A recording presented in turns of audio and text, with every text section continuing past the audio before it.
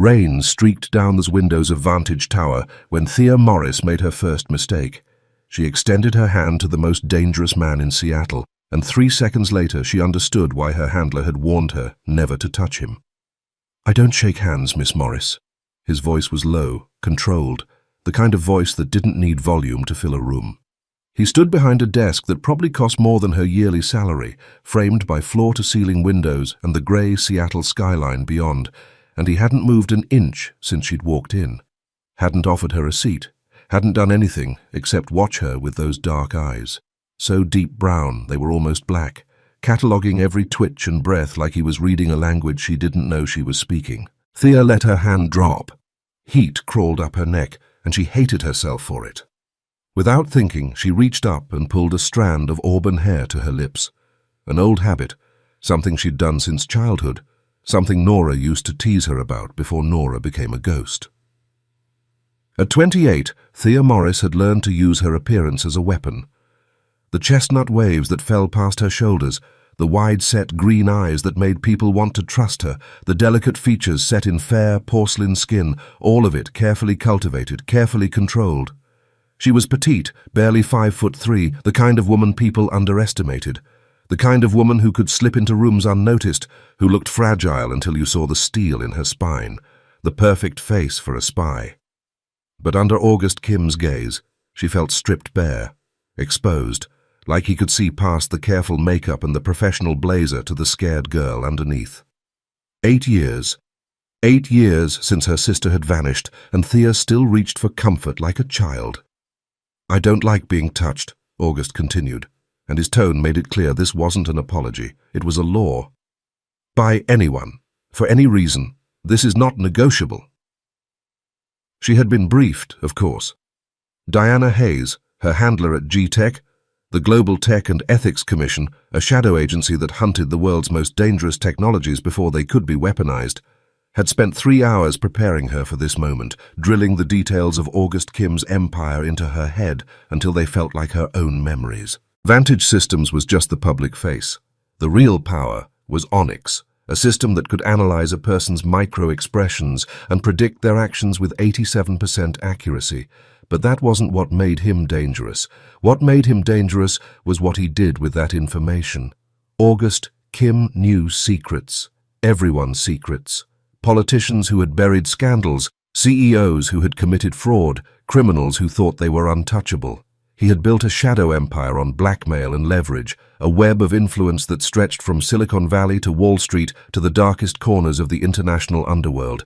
They called him the king of the tech underworld, a kind of tech mafia, the man who could destroy anyone with a single phone call, the billionaire who had made governments tremble and crime syndicates bow. Diana had been very clear.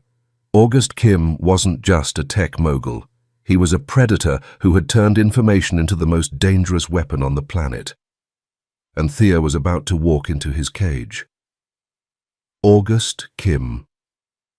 41 years old, son of a Korean tech pioneer and an American heiress, a combination that had given him high cheekbones sharp enough to cut glass, a strong jaw that spoke of his mother's New England bloodline, and skin the color of warm honey that seemed to glow in the gray Seattle light.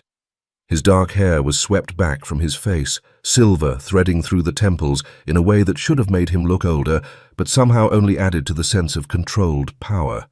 He was tall, over 6 feet, with broad shoulders that tapered to narrow hips, the kind of lean, predatory build that came from discipline rather than vanity.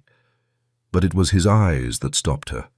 Deep brown, so dark they were almost black, framed by thick lashes that any woman would envy. Eyes that held the stillness of a predator who had never needed to chase his prey. Eyes that had seen men beg and women weep and empires crumble, and had watched it all with the same cold calculation. Diana hadn't prepared her for the way he smelled, sandalwood and leather with something darker underneath, something that made her think of locked rooms and secrets kept too long. She caught it when he moved around his desk, when he stepped close enough that she could see the fine weave of his charcoal suit, and her body responded before her mind could stop it. Goosebumps rising on her arms, breath catching somewhere in her throat. He noticed. "You're nervous," he said. "But not about the job." It wasn't a question. Thea felt her spine go rigid. Anyone would be nervous at an interview. Your left hand keeps reaching for something that isn't there. He tilted his head, studying her like she was a code he was breaking in real time. A childhood habit, I'd guess. Something comforting. And you've looked at the door twice since I walked in. A pause, deliberate as a knife. Exit strategy. Ice flooded her veins. She had trained for years to control her tells, to become whoever a mission required, and this man had stripped her bare in 30 seconds. She wanted to run. She wanted to lean closer. She wasn't sure which impulse scared her more. "I'm just observant," she managed. The corner of his mouth lifted, not quite a smile. "So am I."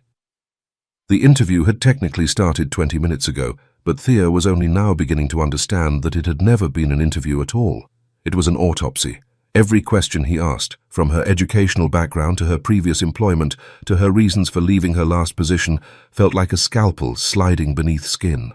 She answered with her cover story, the careful lies Diana had helped her construct, but each time she spoke, she could feel him weighing her words against something she couldn't see. And beneath it all, another weight, one she carried everywhere, had carried for 8 years, since the morning the police had shown up at her door to tell her that her sister Nora was gone.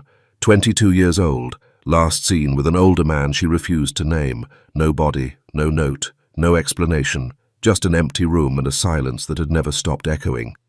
Thea had joined G-Tech because they had resources, because they could find people who didn't want to be found, because somewhere out there Nora was waiting, and Thea would tear down every wall in the world to get to her. But right now, standing in August Kim's glass tower, she was the one who felt found. "You'll start tomorrow," he said, and the words landed like a verdict. "You'll live here, in the penthouse. All personal items will be provided." Thea blinked. "Live here?" "My assistant needs to be available at all times." He moved toward the door, dismissing her without a backward glance. "Your room has been prepared. Your phone will be replaced with a company device. Your clothes will be waiting in the closet." Every alarm in her head was screaming now. This wasn't infiltration. This was captivity dressed in silk. "That seems extreme," she said carefully. He stopped at the door, turned just enough to show her his profile, the sharp line of his jaw, the silver at his temple. "I'm an extreme man, Miss Morris." And then, just as she thought he was leaving, he spoke again, still not looking at her, voice dropping to something that was almost soft. "One more thing. I know when someone is lying to me." A pause that seemed to stretch forever. "And you've lied 3 times in the last 10 minutes. Tomorrow, I expect the truth. Or at least better lies." He left. The door closed behind him without a sound, and Thea stood alone in his office, heart pounding, reaching up without thinking to pull a strand of hair to her lips. That old habit. The one Nora used to tease her about. She was supposed to be the hunter here. She was supposed to slip in, steal his secrets and disappear. But something had shifted in the last 20 minutes. Some balance of power she hadn't even known she was fighting for, and she was no longer sure who was hunting whom. The rain streaked down the windows like tears, and somewhere in this tower, August Kim was watching, waiting, knowing things about her that she hadn't told anyone. The game had changed. The rules were his, and Thea was playing for her life. The room they gave her was beautiful in the way that hospital rooms were beautiful. Clean lines, neutral colors, everything designed to keep you calm while you slowly went insane. Thea stood in the doorway for a long moment, taking inventory of her new cage. A bed that could have slept 4. A closet already full of clothes she hadn't chosen. A bathroom with marble counters, and a shower big enough to host a small party, and no lock on the door. She had noticed that immediately. The first thing any operative checked, and the absence was screaming at her now. Her phone was gone. They had taken it at the lobby, apologetic but firm, and replaced it with a sleek black device that she already knew was monitored. Her suitcase sat on the bed, but when she opened it, she found only what they had allowed her to bring. Toiletries, a few personal items. Nothing that could be used as a weapon, nothing that could help her contact the outside world. The clothes in the closet were all her size. Every single item, from the underwear in the drawers to the dresses hanging in neat rows, had been selected for her body, her coloring, her measurements. Someone had studied her. Someone had prepared for her arrival with the kind of attention to detail that made her skin crawl. She thought about running, thought about walking out the door, taking the elevator down, disappearing into the Seattle rain. But she had a mission. She had onyx to find, secrets to steal, and somewhere out there, Nora was still waiting. Thea sat on the edge of the bed and let herself feel it for exactly 30 seconds. The fear, the sense of walls closing in, the knowledge that she had walked into something much bigger than a simple infiltration job. She gave herself half a minute to be human, to be scared, and then she locked it all away behind the same walls she used for everything else. Diana's voice in her head. Don't get close. Just watch, record, and extract.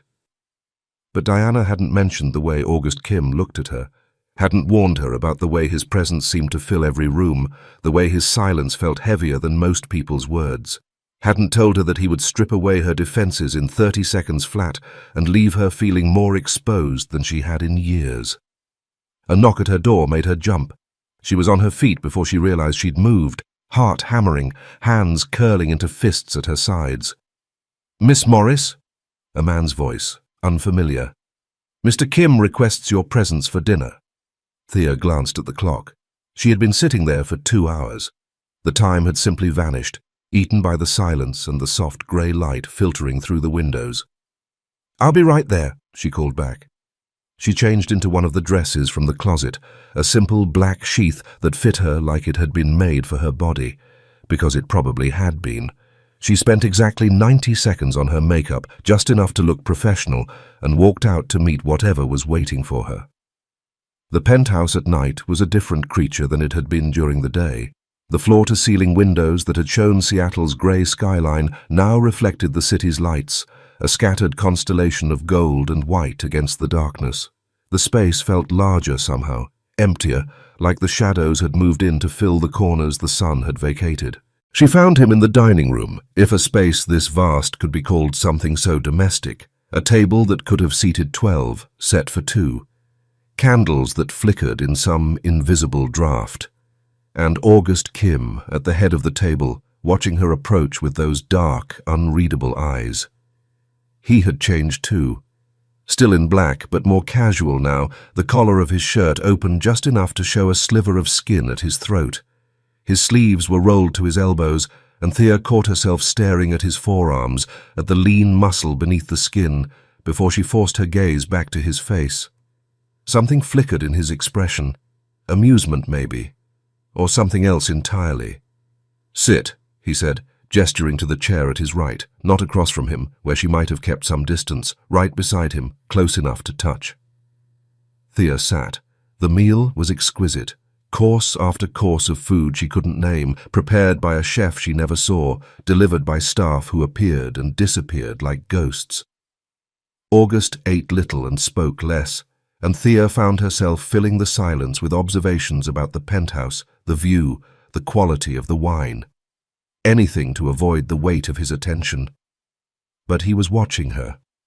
She could feel it even when she wasn't looking, that dark gaze taking her apart piece by piece. "Question game," he said finally, and Thea's fork stopped halfway to her mouth. "Excuse me?"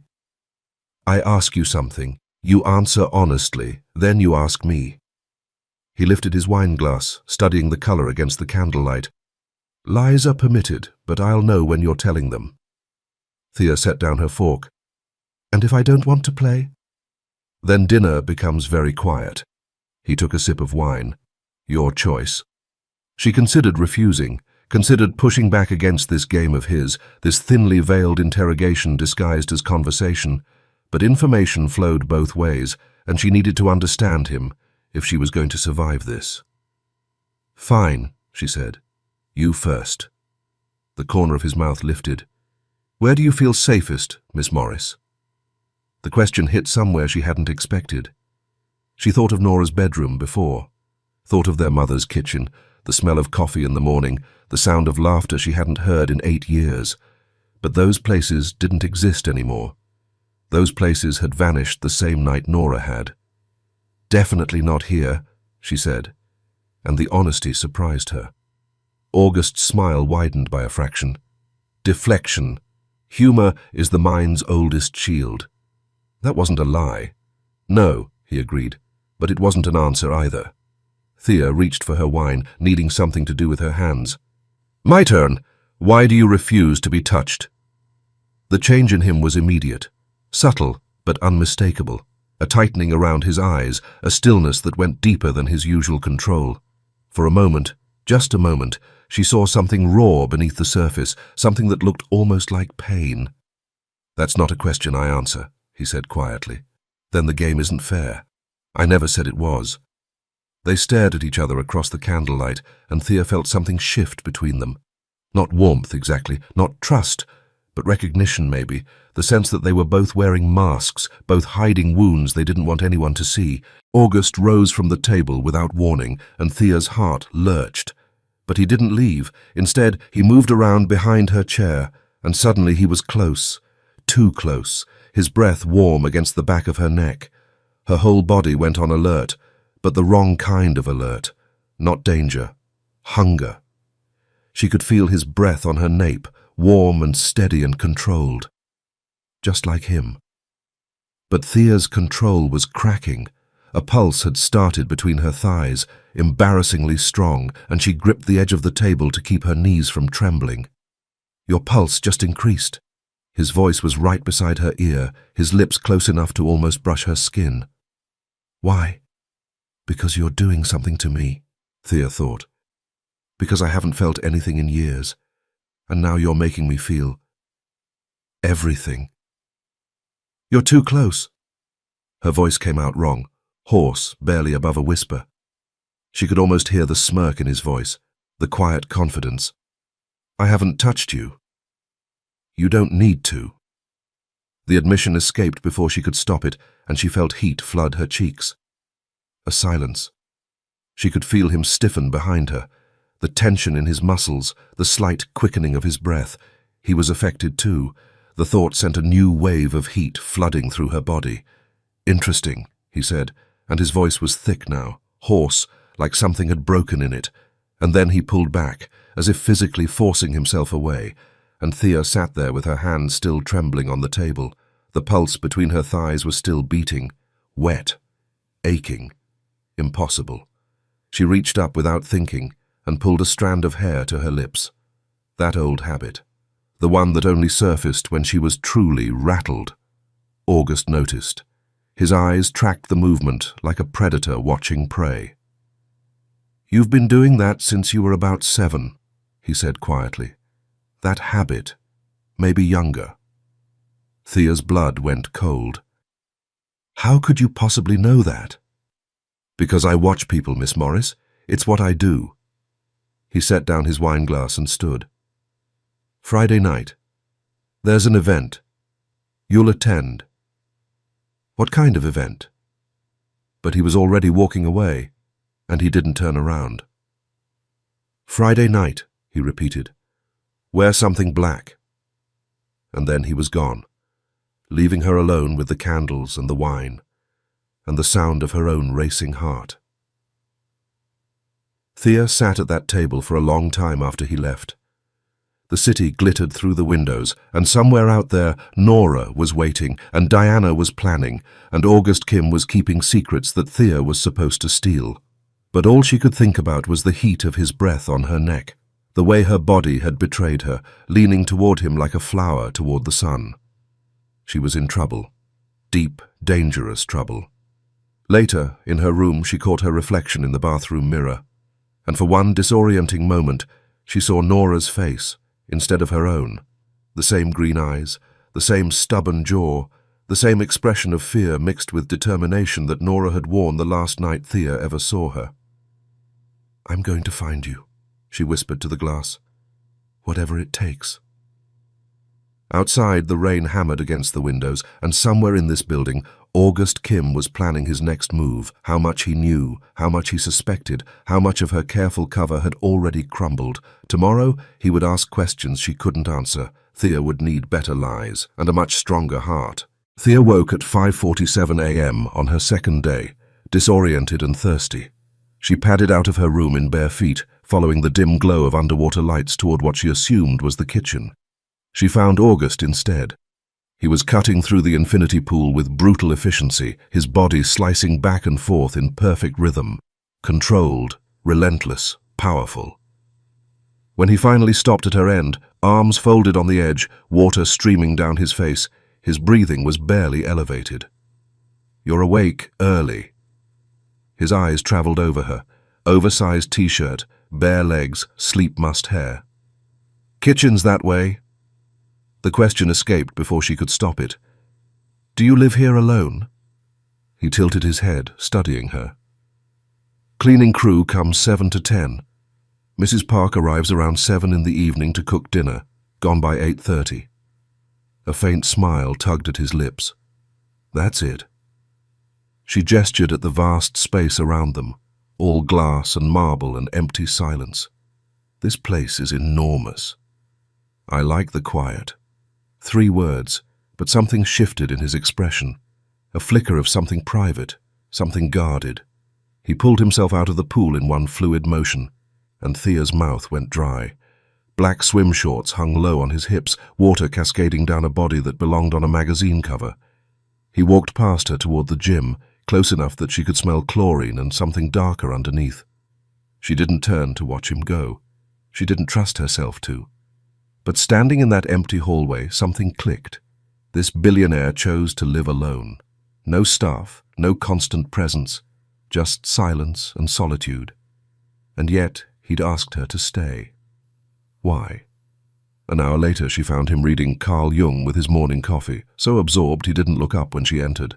The pages were dog-eared, the spine cracked, not performance. August Kim actually read philosophy, like some disciplined monk in a billionaire's body. The first week passed in a haze of tension and waiting. Every morning, same routine. Thea would dress in the clothes that had appeared in her closet. Designer pieces, perfectly tailored, undoubtedly expensive. But there was always something, a neckline that dipped too low, a skirt with a slit that climbed too high. Blouses made of silk so thin she had to be careful about what she wore underneath. Professional, yes, but with an edge that made her feel exposed. And every morning, August's eyes would travel over her outfit as they walked to the elevator. He never said anything, never touched, just looked, like he was cataloguing every detail for later. The commute to Vantage Tower took 20 minutes in the back of his black Mercedes. Leather interior, tinted windows, a driver who never spoke. August would scroll through tech and finance news on his phone, barely acknowledging her existence. But his cologne would fill the enclosed space, sandalwood at the front, warm amber underneath, and something else she couldn't name, something that whispered of locked doors and secrets worth keeping. It made her want to lean closer. It made her want to press her nose to his neck and breathe him in. The wanting was so sudden, so visceral, that she had to press her nails into her palm to stay still. She would stare out the window and pretend not to notice his reflection watching her.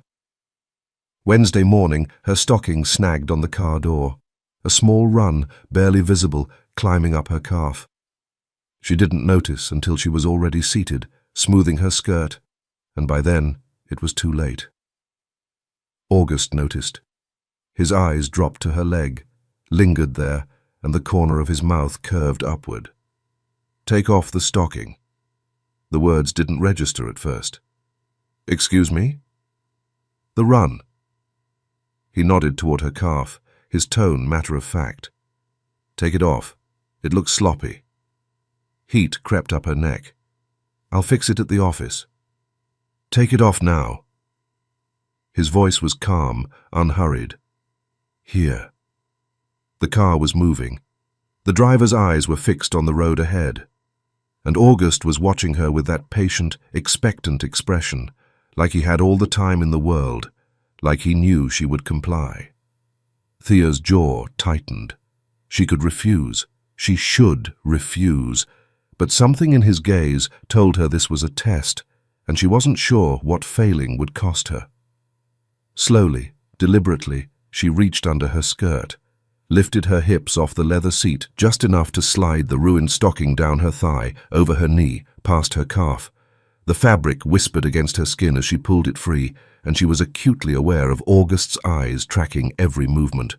When she finished, she held the crumpled stocking in her fist, her cheeks burning. August smiled, something dark and satisfied in his expression. "Elegant and provocative," he murmured, "even when you're furious." Thea met his gaze, refusing to look away.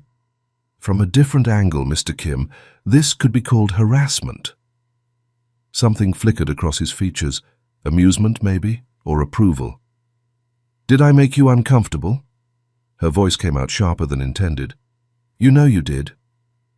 He tilted his head, studying her reaction like it was data to be analyzed. "I'm particular about details, Miss Morris.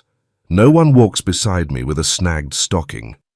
He turned back to his phone, dismissing her as casually as he'd commanded her. "Consider it a professional standard." Thea said nothing, but for the rest of the drive she could feel the cool leather against her bare leg and the ghost of his gaze still burning on her skin. The executive floor of Vantage Tower was a study in controlled intimidation, 52nd floor, private elevator access. And only 2 offices, August's corner suite with floor-to-ceiling windows overlooking the city, and directly across from it, separated by nothing but glass walls, Thea's fishbowl. That's what she called it in her head. A fishbowl. Because that's exactly what it felt like, a glass box where she sat on display, visible from every angle, with nowhere to hide. August's desk faced hers across 20 feet of open space. Every time she looked up, she could see him. Every time she shifted in her chair, she knew he could see her. No secretary on this floor, no assistants bustling in and out. Just the 2 of them, suspended in glass and silence, with the city sprawling far below. Her job, as far as she could tell, was to coordinate his schedule and filter his communications. Meeting requests, investor inquiries, media appearances he would inevitably decline. She had access to his calendar, but not his files, his contacts, but not his projects. Enough to be useful, not enough to be dangerous. Or so he thought. Thea spent her mornings sending polite rejections to journalists and her afternoons pretending not to notice that August watched her more than his computer screen. She would feel his gaze like a physical weight, on her hands as she typed, on her neck as she leaned forward, on her legs when she crossed and uncrossed them beneath the glass desk that hid nothing. She started wearing pants on Thursday. August noticed. He didn't say anything, but something like disappointment flickered across his features, and Thea felt a petty surge of satisfaction. Small victories. Every night, dinner with him, every night those dark eyes watching her across the table, asking questions that felt like traps. And every night he kept his distance, close enough to make her skin prickle with awareness, far enough to make her wonder if she'd imagined that first encounter entirely. She hadn't imagined it. Her body remembered. Heat blooming in places she refused to name, breath catching when he reached for his wineglass, the constant, maddening anticipation of a touch that never came. By Thursday, she'd mapped every inch of the penthouse she was allowed to access, doors that wouldn't open, elevators requiring codes she didn't have, and somewhere in this glass tower, the Onyx system hummed away, cataloguing secrets she'd been sent to steal. Diana's last message had been clear, timeline accelerating.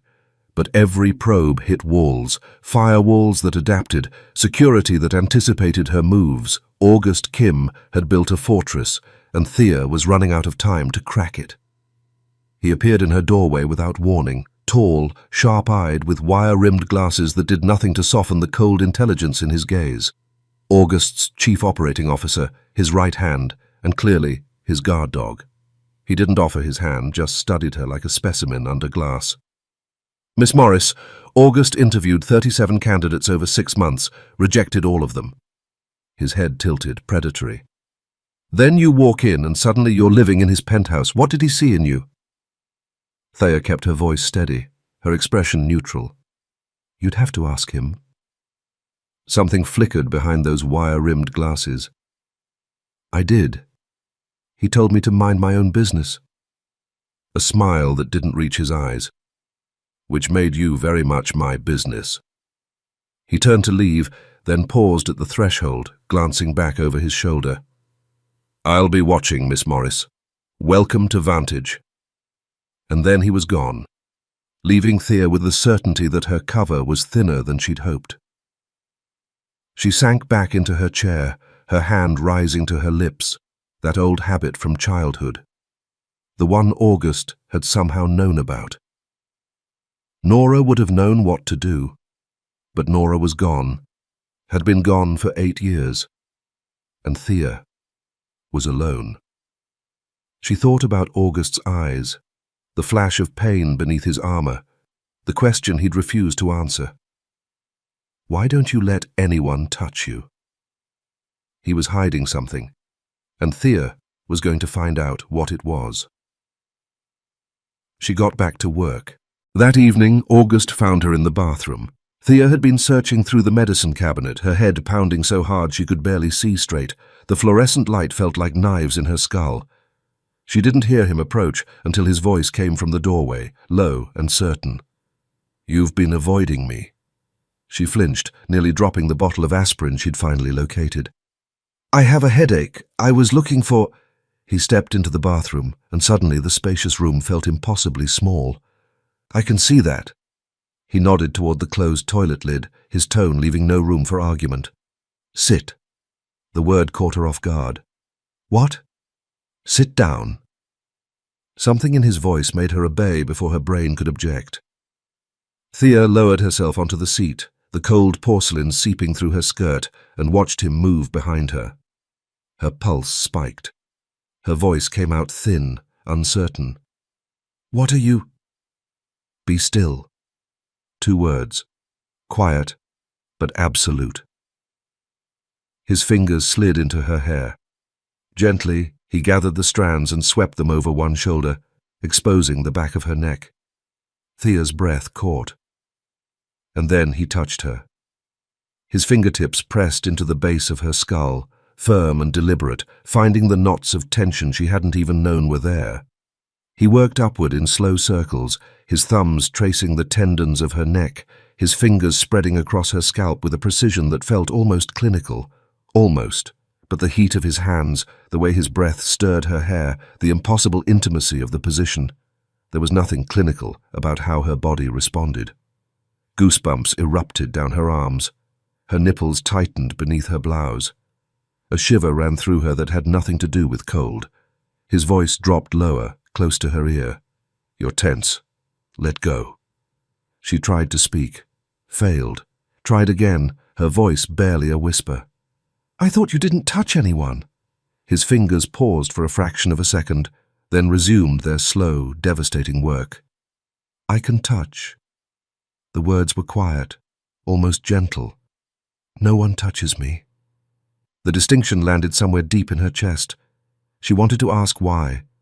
Wanted to understand what had made him this way, this man who held the world at arm's length but was now pressing his thumbs into the muscles of her neck like he had every right to be there. She didn't ask. She couldn't. Her thoughts were dissolving under his hands, her headache receding, replaced by something far more dangerous. 2 minutes, maybe 3. It felt like hours. It felt like seconds. Then he leaned down, his lips nearly brushing her ear. Now go to bed. His breath was warm against her skin. You don't need pills. You just need to let go. He stepped back. The sudden absence of his touch felt like a wound. Thea stood on unsteady legs and turned to face him. They were close. Too close. And his eyes were dark, unreadable, fixed on her with an intensity that made her forget how to breathe. She swallowed hard, nodded once. And then she was walking, practically fleeing, out of the bathroom, down the hall, into her room. She closed the door and pressed her back against it, her heart slamming against her ribs. What the hell was that? Her headache was gone, But something far worse had taken its place, a wanting so sharp it felt like a blade between her ribs. She pressed her thighs together and tried to breathe. Sleep, when it finally came, was filled with dreams of hands in her hair and whispered commands she was terrified to obey. Friday arrived, wrapped in Seattle's eternal grey. Thea woke early and found a black box waiting on the chair beside her bed. She hadn't heard anyone enter. Someone had stood beside her bed while she slept, and the violation made her skin crawl. Inside the box was a dress. Black silk, so fine it felt like water through her fingers. High neck in front, but the back plunged to just above her spine. The skirt would fall to her ankles, but the slit on the left side would climb to mid-thigh. Beneath the dress, a smaller box containing a mask. White porcelain, shaped in the traditional Korean Hahotal style, serene, expressionless, revealing nothing. The eyes were hollow curves, the mouth a straight line, beautiful in a way that made her uncomfortable. A note lay at the bottom. Tonight, no names, no past, only truth. Han Night. The event August had refused to explain. Whatever it was, it required masks and silk and secrets told in darkness. Her training screamed at her to refuse, but opportunities like this didn't come twice. If August had secrets, this was where she'd find them. She spent the day in suspended anticipation. At 7 o'clock, she began to prepare. The dress fit like it had been sewn onto her skin. She stared at herself in the mirror and barely recognized the woman staring back. The black silk clung to her petite frame, making her look taller, almost dangerous. Her pale skin glowed against the dark fabric. The slit climbed her thigh, like a question she wasn't sure she wanted answered. She left her hair down, auburn waves spilling over her bare back. Her green eyes, Nora's eyes, their mother's eyes, stared back at her, lined with just enough kohl to look mysterious. No jewelry except her mother's small silver earrings. They felt like armor now. At 8 o'clock, a knock at her door. She opened it to find August waiting in the hallway, and for a moment, she forgot how to breathe. He was dressed in black, as always, but tonight the effect was different, sharper, more dangerous. His suit was cut close to his body, emphasizing the lean lines of his shoulders, the narrow taper of his waist. His dark hair was swept back from his face, and in the low light of the hallway, the silver at his temples caught the glow like threads of moonlight. The sharp planes of his face, those high Korean cheekbones, that strong American jaw, looked carved from marble in the shadows. But it was his eyes that stopped her. Those dark, fathomless eyes held something she'd never seen before. Not cold distance, not professional detachment. Hunger. Raw, undisguised hunger that said, I want to devour you right here in this hallway. But beneath the hunger, control. Iron control that was costing him everything. His jaw was tight, a vein pulsed at his temple. His hands stayed rigidly at his sides, as if moving them would shatter whatever fragile restraint he had left. This wasn't a man keeping his distance. This was a man barely holding himself back from closing it. He didn't speak, didn't compliment her or comment on her appearance. He simply looked. His gaze started at her face, lingered there for a moment that stretched too long, then traveled down, to her neck, to the line of her collarbone, to her breasts hidden beneath the high neckline of black silk. Thea felt them grow heavy under his scrutiny, felt her nipples tighten against the fabric. They must be visible, she thought with a flush of heat, embarrassingly obvious. His eyes continued their descent. Her waist, her hips, the slit in her dress that exposed the length of her leg. He paused there. 1 second. 2. Thea's skin was on fire, as if his gaze was a physical touch tracing every curve. Then his eyes returned to her face, and she saw something in them that made her breath catch, hunger, control, and the dangerous mixture of both. The mask, he said finally. His voice was rougher than usual, thick, broken somehow. She realized she was still holding it in her hands, clutching the porcelain like a lifeline. Her hands were trembling as she lifted it to her face, and when the porcelain touched her cheeks, she saw August's fingers curl slightly, as if he was holding himself back, as if he wanted to reach for her but couldn't let himself break his own rules. "Come," he said, and turned toward the elevator without waiting for her response. In the elevator, Thea finally asked the question that had been burning in her mind all day. Han Knight. She watched his reflection in the mirrored walls. What does it mean? August didn't look at her. His eyes stayed fixed on the descending numbers, but something shifted in his expression. Han, he said quietly. It's a Korean word. There's no English equivalent. A pause, heavy with something unspoken. It means sorrow that can't be spoken. Grief that has no outlet. Pain carried so long it becomes part of who you are.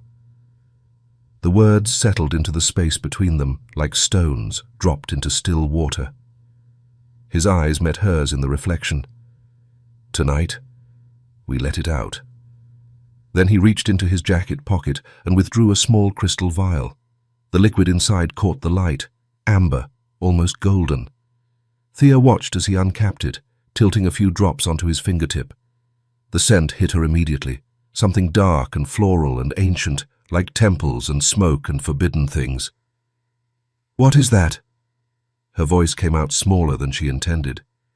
A blend I had made, for Han Knight. He turned to face her, and the elevator suddenly felt like a cage. His voice dropped lower, almost reverent. It helps lower the walls we build. Let the Han breathe. He stepped closer, close enough that she could see the flecks of gold in his dark eyes. His voice was barely above a whisper. May I? Thea's heart slammed against her ribs. She should say no. Every instinct screamed at her to refuse, but her head was already nodding, a tiny movement she couldn't seem to stop.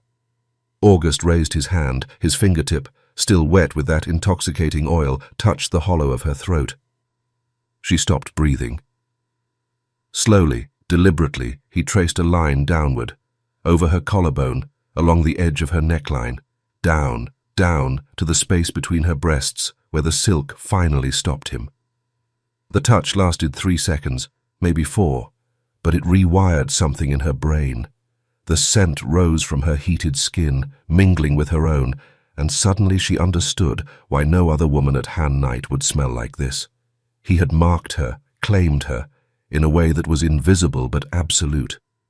He stepped back, capping the vial, his expression unreadable. The elevator was worse after that, so much worse. The mirrored walls multiplied him, August everywhere she looked, dark suit and silver temples, and those eyes that seemed to burn even brighter in the enclosed space. The elixir's scent rose from her skin, mixing with his cologne, sandalwood and leather, until she couldn't tell where she ended and he began. Her body was responding to something beyond her control, something chemical and ancient that the oil had unlocked. Desire, pure, unmistakable desire. This couldn't be happening. She had spent 28 years avoiding exactly this. The wanting, the weakness, the way desire could make you stupid and reckless and blind. After Nora disappeared, after watching what love had done to her sister, the secrecy, the obsession, the way she'd thrown her life away for a man who wouldn't even give his name, Thea had sworn off all of it. Men, touch, the dangerous vulnerability of needing someone. She had never let a man inside her body, never wanted to, had buried that part of herself so deep she'd thought it was dead. August, Kim, was resurrecting it with a single touch. She pressed herself against the far wall, trying to create distance that didn't exist. The elevator hummed around them, the numbers descended, and Thea was acutely aware of every inch of space between their bodies. The air itself felt charged, electric, waiting for something to spark. August's hands had curled into fists at his sides. His knuckles were white. His jaw was clenched so tight she could see the muscle jumping beneath his skin. He was fighting something, she realized. Fighting himself. Fighting 7 years of careful control that was crumbling in this tiny metal box. No one touches me, he had said in the bathroom, and now he's trapped in a box with me, and his hands are shaking. The thought sent liquid heat flooding between her thighs. 50. 49. Thea's breath came too fast. Her nipples were hard against the silk of her dress. She could feel them, aching, obvious. and she prayed he wasn't looking. But he was. She could see him watching her in the mirrored walls, his reflection's eyes traveling down her body with an intensity that felt like physical touch. 48. 47. "You're nervous." His voice was rough, strained, like he was speaking through gravel. Anyone would be nervous. Her own voice came out wrong, breathless, too high. "Not like this." He turned to face her fully, and the air between them crackled. "Not with this particular frequency." She should have denied it, should have laughed, deflected, played the cool operative she was trained to be. Instead, she heard herself say, "Neither are you." August's breath caught. Something flickered in his expression. Surprise, maybe, or recognition, or the particular vulnerability of being seen when you'd spent 7 years hiding. 46, 45. Neither of them moved. Neither of them spoke. The elevator descended through Vantage Tower, and Thea stood pressed against the wall with her heart pounding and her body aching, and August Kim watching her like she was the most dangerous thing he'd ever encountered. The doors opened, and Thea stepped into Han Night, her pulse racing, her body trembling, and the wetness between her legs a shameful secret that was getting harder to ignore with every passing second. The 49th floor was a world that shouldn't have existed. Thea stepped out of the elevator and felt reality shift beneath her feet. The air was thick with incense, heavy with secrets. Blue light bathed everything in an underwater glow, not harsh or cold, but deep, organic, like bioluminescence in an ocean no sunlight had ever touched. Dozens of masked figures drifted through the haze, black silk, white linen, bare shoulders, covered faces. Everyone wore masks like hers, white porcelain, expressionless. She couldn't tell predator from prey. They were all no one here. Somewhere in the darkness a woman was sobbing, deep, wrenching sounds from somewhere primal. Somewhere else, laughter too sharp, too bright, like glass breaking.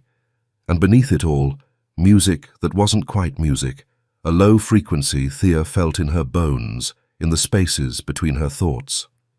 She turned to August and found him lifting his mask to his face. The transformation was immediate. One moment he was August Kim, dangerous but human, readable. The next a stranger. The porcelain erased his features, left nothing but the shape of him, the coiled stillness she was learning to recognize even in darkness. "What is this place?" Her voice came out small, muffled by her own mask. "This is what Han Night looks like when you set it free." He spoke without turning, his masked face fixed on the crowd. He moved forward, and Thea followed because standing alone seemed infinitely worse. The figures parted for August like water around a stone, some unconscious recognition marking him as their king, even with his face hidden. Behind those masks were the tech elite, the shadow players who ran Silicon Valley, the criminals who laundered money through startups, the politicians who traded votes for data, the predators who thought they were untouchable until August Kim collected their secrets. They all came here, they all bowed to him, and they all pretended they were equals behind their masks. Thea stayed close to his back, close enough to catch his scent through the incense. They passed a man on his knees, tears streaming down his face, decades of rage finally breaking free. 2 women, locked in an embrace so intimate, Thea looked away. A circle of figures swaying to that strange music, their movements hypnotic, ritualistic. One of them reached out as Thea passed, fingers brushing her bare arm, and she flinched so hard she stumbled. August caught her elbow, just for a moment, just long enough to steady her, and then released her before she could register the contact. But her skin burned where he had touched, a small circle of heat that pulsed like a second heartbeat. "Careful," he said, and there was something almost like amusement in his voice. The first time is always overwhelming. They reached a quieter corner of the floor, a space where the blue light was dimmer and the crowd thinner. August gestured for her to sit on a low velvet couch, and she obeyed because her legs were trembling and she wasn't sure how much longer they would hold her. A figure appeared beside them, a server, masked like everyone else, carrying a tray with 2 glasses of something clear and faintly luminescent. Thea stared at the drinks, watching the way the liquid seemed to glow from within. "What is that?" "Han elixir." August took one of the glasses and held it up to the blue light, studying the contents like a scientist examining a specimen. "Nothing illegal, nothing that will harm you, but it lowers inhibitions, opens doors that most people keep locked." Thea's throat tightened. "I don't want my doors opened." His masked face turned toward her, and even without seeing his expression, she could feel the weight of his gaze. "Then you shouldn't have come." She watched him reach into his jacket and produce a small vial, something gold and viscous that caught the light like liquid fire. He let a single drop fall into the elixir, and the liquid shimmered, rippled, then went still. "Drink," he said, holding the glass out to her, "or leave. Those are your only options." Every instinct Thea had cultivated over years of training screamed at her to refuse.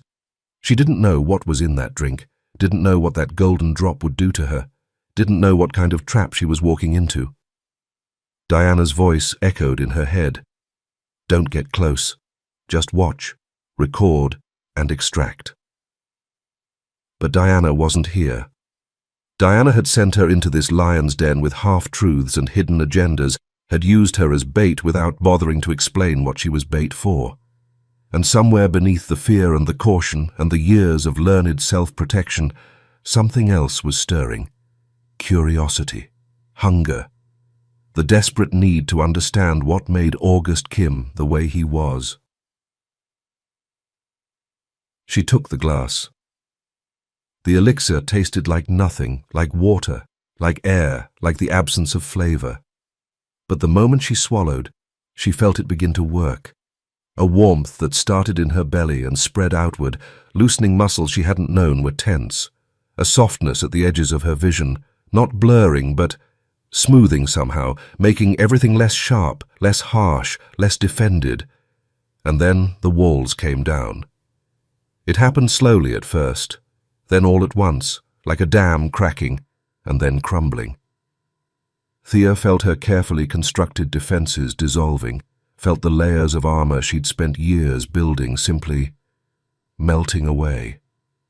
Emotions she had locked in boxes, memories she had buried in darkness, truths she had refused to acknowledge.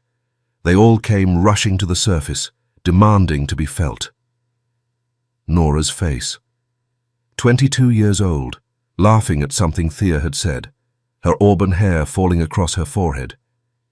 Then Nora's room, empty, the bed still unmade, the closet door hanging open. Then the police officer's face, carefully neutral, saying words that didn't make sense. "Your sister. We're sorry. No leads at this time." Thea's chest constricted like a fist was closing around her heart. She couldn't breathe, couldn't think. The masks were everywhere, watching her with their empty eyes, a hand closed around her arm. Male, not August. She turned and found a masked figure leaning over her, breath hot against her neck, alcohol sour beneath the sweetness. His fingers tightened on her wrist. "You look lost, little one. Let me help you." "Step back." August's voice cut through the music like a blade. "She's mine." The man released her instantly, stumbling backward, disappearing into the crowd. August's fingers replaced his on her wrist, warm, firm, possessive. And then she saw it. Just beyond August's shoulder. A woman on her knees before a seated man, her head moving between his thighs, his hands tangled in her hair. The rhythm, the sounds, the raw, animal intimacy of it. Thea's vision tunneled. She had never seen, never been. 28 years of buried wanting crashed against 28 years of walls, and everything shattered at once. Panic seized her body like a vice. Her chest locked. Her lungs refused to expand. She gasped for air, but nothing came. Just short, shallow bursts that made her head spin. Her hands started shaking. Then her legs. Cold sweat broke out along her spine. "I can't breathe! I can't breathe! I can't!" The elixir amplified everything. The sounds, the scents, the thundering of her own heart. Her fingers clawed at her mask, tearing it off, desperate for air. But without the porcelain shield, every masked face seemed to turn toward her. Hollow eyes, judging, seeing the virgin, seeing the fraud, seeing everything she'd buried for 28 years. The room spun. Her knees gave out. August caught her, wrist first, yanking her upright, then his arm around her waist as she collapsed against him. Her vision was going dark at the edges. Her body was shutting down. But some instinct made her reach for him. Her palm found his chest, felt his heart hammering beneath the expensive fabric, then higher, but her fingers met only cold porcelain.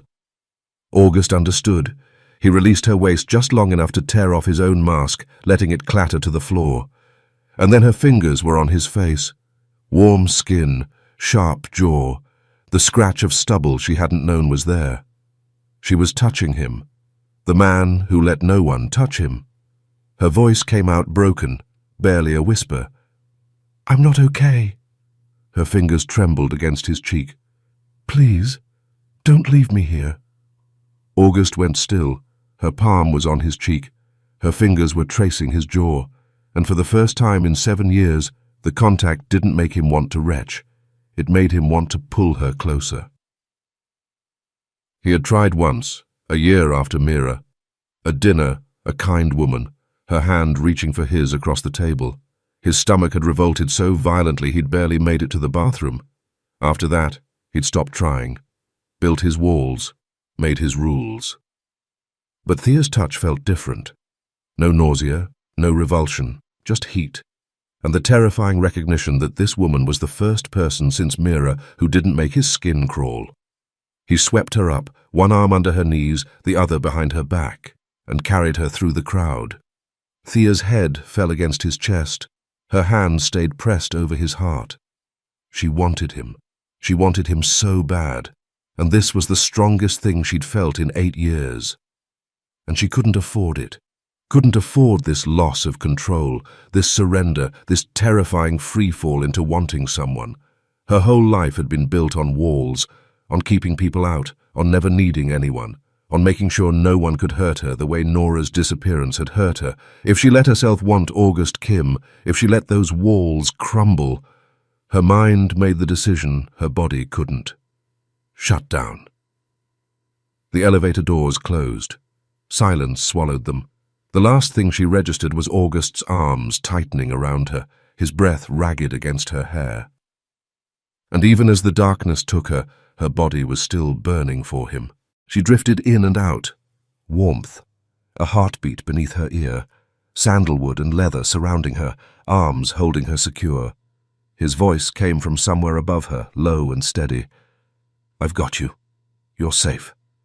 Her fingers curled into his shirt. She felt him pause, felt the hitch in his breathing. "Don't go," she whispered. A long silence. Then so quiet she might have imagined it. "I'm here." Thea woke to grey morning light and an empty room. She was in her bed, the penthouse bed with its expensive sheets and its lack of locks, but she didn't remember getting here. Didn't remember taking off her dress, though she was wearing a silk robe now, something from her closet she'd never worn before, soft and dark against her skin. Didn't remember taking off her shoes, though they were placed neatly beside the door. The question hit her like cold water. Who had undressed her? Heat rushed to her face. There was no staff at night, no one but August. Had his hands pulled down that zipper, peeled the black silk from her body, seen her in nothing but her underwear? She didn't know if the thought terrified her or thrilled her. Maybe both. Her head ached, not terribly but persistently, a dull throb behind her eyes that reminded her of the elixir, of the music, of the blue light and the masked faces and the feeling of August's fingers around her wrist. She sat up slowly, and something crinkled on the pillow beside her. A note, handwritten. She recognized the handwriting now, August's, the same angular script from the box that had contained her dress. "Now you know what Han feels like. The question is, what are you hiding?" Thea stared at the words until they blurred. Her throat was tight, her chest hollow, her mind still reeling from everything that had happened. She had lost control last night, had shown weakness, vulnerability, the soft underbelly she spent her entire life protecting, had clung to him like a child afraid of the dark. And he had stayed. had carried her, had watched over her until morning. She thought about Diana, about the mission, about the careful lies she was supposed to be maintaining. She thought about Onyx and the secrets she was supposed to steal. She thought about James Fox watching her, waiting for her to slip up. But mostly, she thought about the way August's hand had felt around her wrist, the way his voice had sounded when he said, "She's mine," the way he had looked at her in the doorway, before the elevator, before everything fell apart, like she was something he wanted to devour and protect in equal measure. She reached up and pulled a strand of hair to her lips. That old habit, the one he had somehow known, came from childhood. She had touched him. The man who let no one touch him had let her hands on his face, had let her fingers trace his jaw, had carried her through the darkness without flinching away. And she didn't know what that meant, but she knew it changed everything. The day after Han night, August Kim vanished. Not literally, of course. Thea knew he was somewhere in the building, knew his empire didn't run itself, knew a man like him didn't simply disappear. But when she finally forced herself out of bed, her head still aching and her memories still fragmented, the penthouse was empty. No breakfast waiting, no assistant with a schedule, no watchful gaze tracking her from across the room. Just silence, and the note on her pillow, and the ghost of his hand still burning on her skin. She found James Fox in the lobby, his expression carefully neutral in a way that told her nothing and everything at once. "Mr. Kim is out today," he said before she could ask. "Business in Portland. He'll return tomorrow evening." Thea nodded, not trusting her voice. She could feel James studying her, cataloguing the shadows under her eyes, the slight tremor in her hands, the way she kept reaching up to touch her wrist where August had held her. She dropped her hand immediately, but the damage was done. James had seen. "Rough night?" he asked, and there was something sharp beneath the casual tone. "I'm fine." "Of course you are." He turned to leave, then paused. "Miss Morris, a word of advice." He didn't look at her when he spoke. "Whatever happened at Han night, forget it. August Kim doesn't form attachments. He collects people, uses them, discards them when they're no longer useful." Now he did turn, and his eyes behind those wire-rimmed glasses were cold. "Don't make the mistake of thinking you're different." He walked away before she could respond, leaving her alone with the weight of his warning and the lingering sensation of August's pulse against her fingertips. Saturday morning, Thea did something she hadn't done in years. She stopped. Standing on the penthouse balcony with coffee, watching Seattle rain paint the city grey, she thought about Nora. Gentle memories this time, laughter, burnt pancakes, braided hair before school. A tear slid down her cheek. She let it fall. Then she wiped her face and let the agent take over. 1 week. She had been here 1 week. And what did she have? A confusing attraction to her target, a panic attack at a sex party, fragmented memories of being carried through darkness. Diana would be furious. Diana was probably already furious. But Thea hadn't been idle. She had been watching, cataloguing, building a map inside her head. The elevator required different codes for different floors. She had memorized James's fingers 3 days ago when he'd punched in the sequence. The security cameras cycled every 47 seconds with a 3-second blind spot during the transition. The cleaning crew came at 7 a.m. and left at 10, entering through the service elevator that required a key card but no code. And then there was floor 47. She had noticed it her first day. The elevator panel had buttons for every floor except 47. No marking, no gap. Just 46, then 48, as if that floor didn't exist. But buildings didn't skip floors for no reason, and a man who collected secrets at Han night needed somewhere to store them. August was in Portland. The penthouse was empty. If she was ever going to find Onyx, tonight was her chance. By midnight Saturday, Thea was inside Vantage Tower's system, remotely, through the laptop she'd hidden in her suitcase, the one August's people hadn't found. 3 hours of hunting through walls that seemed built specifically to keep her out, and then finally a crack small enough to slip through. What she found made her blood run cold. Mira Cole. Missing. 7 years. A photograph filled the screen, a woman with warm brown eyes and auburn hair, beautiful in the soft way that made you want to trust her immediately. Mira Cole, age at disappearance 27, fiancée of A. Kim. Engagement announced March 2017. Disappearance June 2017. No body recovered. Case cold. Thea stared at the photograph until her eyes burned. August Kim had been engaged once, had loved someone enough to promise them forever, and then that someone had vanished without a trace. Just like Nora, just like all the people who disappeared and left nothing behind but questions. A fiancé, 7 years missing, and he had never mentioned her, not once. Thea slammed the laptop shut with hands that wouldn't stop shaking, her mind racing with questions she didn't have answers for. Why had Diana sent her here without telling her this?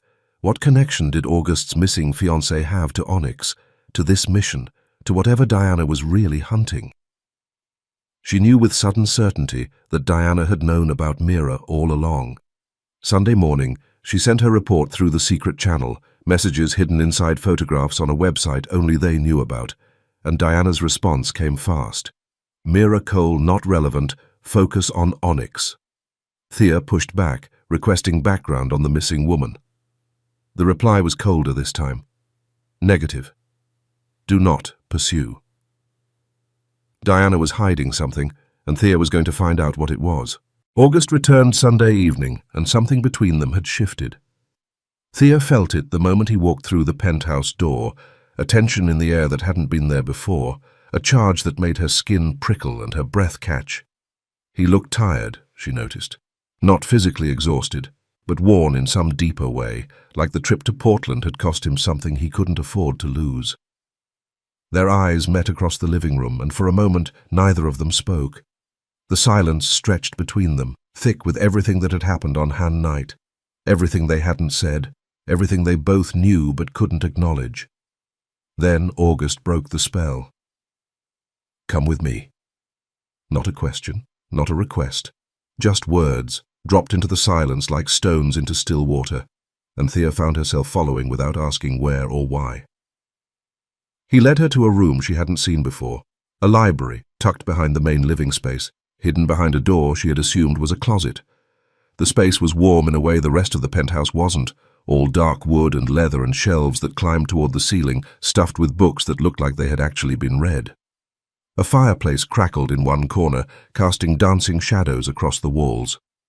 August gestured to a chair near the fire, and Thea lowered herself into it while he remained standing, studying the spines of the books like they held answers he wasn't sure he wanted. The shelf behind you, he said finally, his voice low in the firelit room. Red spine, page 212. Thea found it, a thick volume bound in crimson leather, the Red Book by Carl Jung, and opened to the page he'd marked, where a passage had been underlined in faded pencil. August settled into the chair across from her, the firelight carving deep shadows into his face, and when he spoke, the single word carried more weight than it should have. Read. Thea cleared her throat and began, her voice wavering slightly on the unfamiliar words. The shadow is everything we refuse to acknowledge about ourselves, the desires we bury, the needs we deny, the hunger we pretend does not exist. She felt August's eyes on her, watching, waiting. We run from our shadow, believing we can escape it, but the shadow only grows stronger in darkness. It waits, it watches, and eventually it demands to be seen. The words felt too close, too personal, like Jung had reached across a century and written them specifically for her. Continue, August said softly, and she did. The shadow is not our enemy, it is our truth, and the only way to become whole is to turn and face what we have spent our lives running from, to acknowledge the wanting, to accept the hunger, to embrace the parts of ourselves we have locked away in shame. The silence that followed was thick enough to touch, broken only by the soft crackle of the fire and the sound of her own heartbeat pounding in her ears. When she looked up, August was watching her with an intensity that made her skin burn, and he leaned forward until she could smell sandalwood and leather, and something darker underneath. "What's your shadow, Thea?" His voice was barely a whisper, intimate and relentless. "What are you running from?" The question hit her like a blow to the chest, and she thought about 28 years of walls, about Nora, about the wetness between her thighs every time August looked at her, the wanting she had spent her whole life denying. "Everyone has one," he continued, his dark eyes never leaving hers. "The thing they bury deepest, the desire they're most ashamed of." Something raw flickered across his features, there and gone. "I know mine. I've lived with it for 7 years. The fire crackled, and the shadows danced across the walls, and August Kim sat 3 feet away from her, asking questions no one had ever dared to ask. "I think you know yours too," he said quietly, each word landing like a stone. "I think you've been running from it your whole life. And I think that's why you're afraid of me." She should have denied it, should have laughed and deflected and played the professional she was supposed to be, but instead she heard herself whisper, "I'm not afraid of you." "No." His voice dropped lower still, rough and certain. "You're afraid of what you want from me." The words hung between them like smoke, dangerous and true, and neither of them moved to break the spell. The fire had burned low by the time August spoke again, the room wrapped around them like a cocoon of amber shadows and unspoken truths, his eyes fixed on her face with an intensity that made her heart stutter. "Why?" he said softly. "Are you afraid of being touched, Thea?" The question landed like a second blow, and she felt her walls trembling. But something stopped her from rebuilding them. Maybe the intimacy of this moment, maybe the memory of Han Knight and his hands carrying her through darkness. Maybe she was just tired of lying. A laugh escaped her, sharp and bitter before she could stop it. "I think you're confusing me with yourself, Mr. Kim." "I'm not afraid," she said, but the words came out wrong, defensive, revealing. "You're the one with rules about touch. You're the one who flinches when someone gets too close. You're the one who built walls so high no one can climb them." She leaned forward, matching his intensity. "So why are you asking me about my shadows when you won't even look at your own?" August leaned forward with a smirk on his mouth, the firelight catching the silver at his temples. "Your body says otherwise." His voice was low, gentle, relentless. "When I stepped close to you at dinner, your breath stopped. When I touched your wrist at Han Night, your nails dug into my skin like you were drowning. When I carried you to your room, you held on to me like I was the only solid thing in the world." He paused, and something raw flickered across his features. "I know the signs, Thea, because I recognize them in myself." Thea's throat tightened, pressure building behind her eyes, hot and unwelcome. She reached up without thinking and pulled a strand of hair to her lips. That old habit, the one he had already seen, already catalogued, already understood. "My turn," she managed, her voice rough. "Why do you refuse to be touched?" Silence. The fire crackled. Somewhere outside, rain began to fall, a soft percussion against the windows. August stood and moved to the window, his back to her, his silhouette sharp against the glow of the city lights. When he spoke, his voice was different, stripped, like he was reaching into some locked room inside himself and dragging the words out by force. "Because the last person I let touch me disappeared." Thea didn't move, didn't breathe. Her name was Mira. The words came slowly, each one a wound. 7 years ago. We were going to get married. A pause, long and heavy. I was different then. I touched people, shook hands, held her whenever she needed holding. I was human, I suppose. He turned to face her, and Thea saw something she had never seen in August Kim before. Pain. Raw, unguarded, devastating. One day she was here. The next, she was gone. No note, no body, no explanation. His jaw tightened. I've been looking ever since. 7 years. Every resource I have, every contact, every system, every favor I've ever been owed. Nothing. Thea's chest ached. She wanted to go to him, wanted to put her hand on his arm, wanted to offer some comfort for a wound she understood better than he could possibly know. But she stayed frozen in her chair, afraid that any movement would shatter this moment, would send him back behind his walls. After she disappeared, August continued, I couldn't bear to be touched. Every hand that reached for me felt like a reminder of hers. Every contact was an absence, so I stopped, built rules around myself, became someone who didn't need anyone. His eyes found hers, dark and searching. Until you. The words hung in the air between them, and Thea felt her heart pounding, felt heat crawling up her neck, felt every defense she had ever built trembling on the edge of collapse. I had a sister, she heard herself say, the words escaping before she could stop them. Nora. She was 4 years older than me, my best friend, my protector. Her voice cracked, but she pressed on anyway. 8 years ago, she was seeing someone, an older man, and she wouldn't tell me his name, wouldn't tell anyone. She just glowed, like she had found something precious.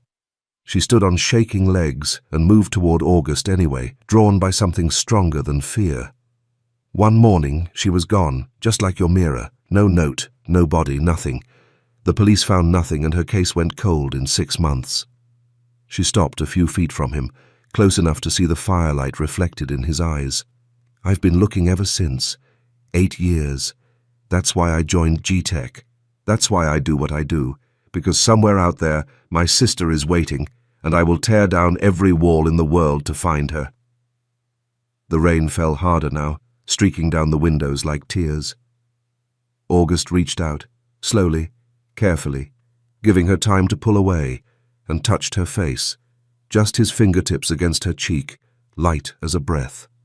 Thea's eyes fluttered closed before she could stop them, a response her body no longer let her control, because his touch was warm and gentle and completely devastating. His fingers traced from her cheek to her jaw, agonizingly slowly, and Thea's lips parted as her breath trembled out, while she watched August's eyes darken from deep brown to almost black. Thea.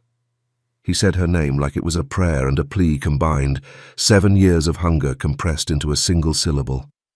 His thumb brushed the corner of her lower lip and rested there, and when Thea licked her lips without thinking, touching the tip of his finger, August's entire body went rigid. She could see his control shattering. 7 years, he whispered, his voice raw. 7 years and I haven't wanted anyone. Haven't felt this. He swallowed hard before continuing. What are you? Thea raised her hand and caught his, pressing it against her cheek, holding on to this man who hadn't been touched by anyone in 7 years, and she felt him tremble like a leaf beneath her fingers. Her knees went weak, and she could feel the wetness between her thighs, her body responding to his proximity with a hunger she couldn't control, 8 years of loneliness dissolving in a single touch. Whatever you are, she whispered back, because I haven't felt anything in 8 years either. Not until you. She couldn't finish the rest of what she wanted to say, because August was looking at her with hunger and fear and desperation mixed together, and Thea wanted nothing in the world except for this man to kiss her. 7 years, he said softly, his voice hoarse. 8 years. 2 women who vanished without a trace. Thea's heart stopped as the moment shifted from desire to something deeper, something more terrifying. What are you saying? August's eyes searched hers, and in them she saw the same question that was forming in her own mind, the same impossible connection, the same terrifying hope. What if they're connected, Thea? What if Mira and Nora? What if they're part of the same story? Thea couldn't speak, couldn't think. The world had tilted on its axis, and nothing would ever be the same again. They started digging that same night. August led her to his private office, a space she had never been allowed to enter before, And this was the heart of Onyx, she realized, not the server room, but here, in the place where August Kim actually lived.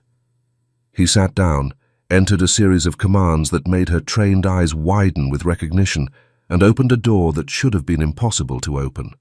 Onyx unfolded across the screens like a living thing, and it was exactly what Diana had sent her to steal. And August was showing it to her freely. He pulled up Mira's file first, the same photograph Thea had seen before, but now surrounded by data she hadn't been able to access. Then he opened another search and typed a name that made Thea's breath catch. Nora Morris. August arranged the two files side by side, and Thea saw it immediately. The dates were different. Mira had vanished in June, Nora the previous August, but the pattern was the same.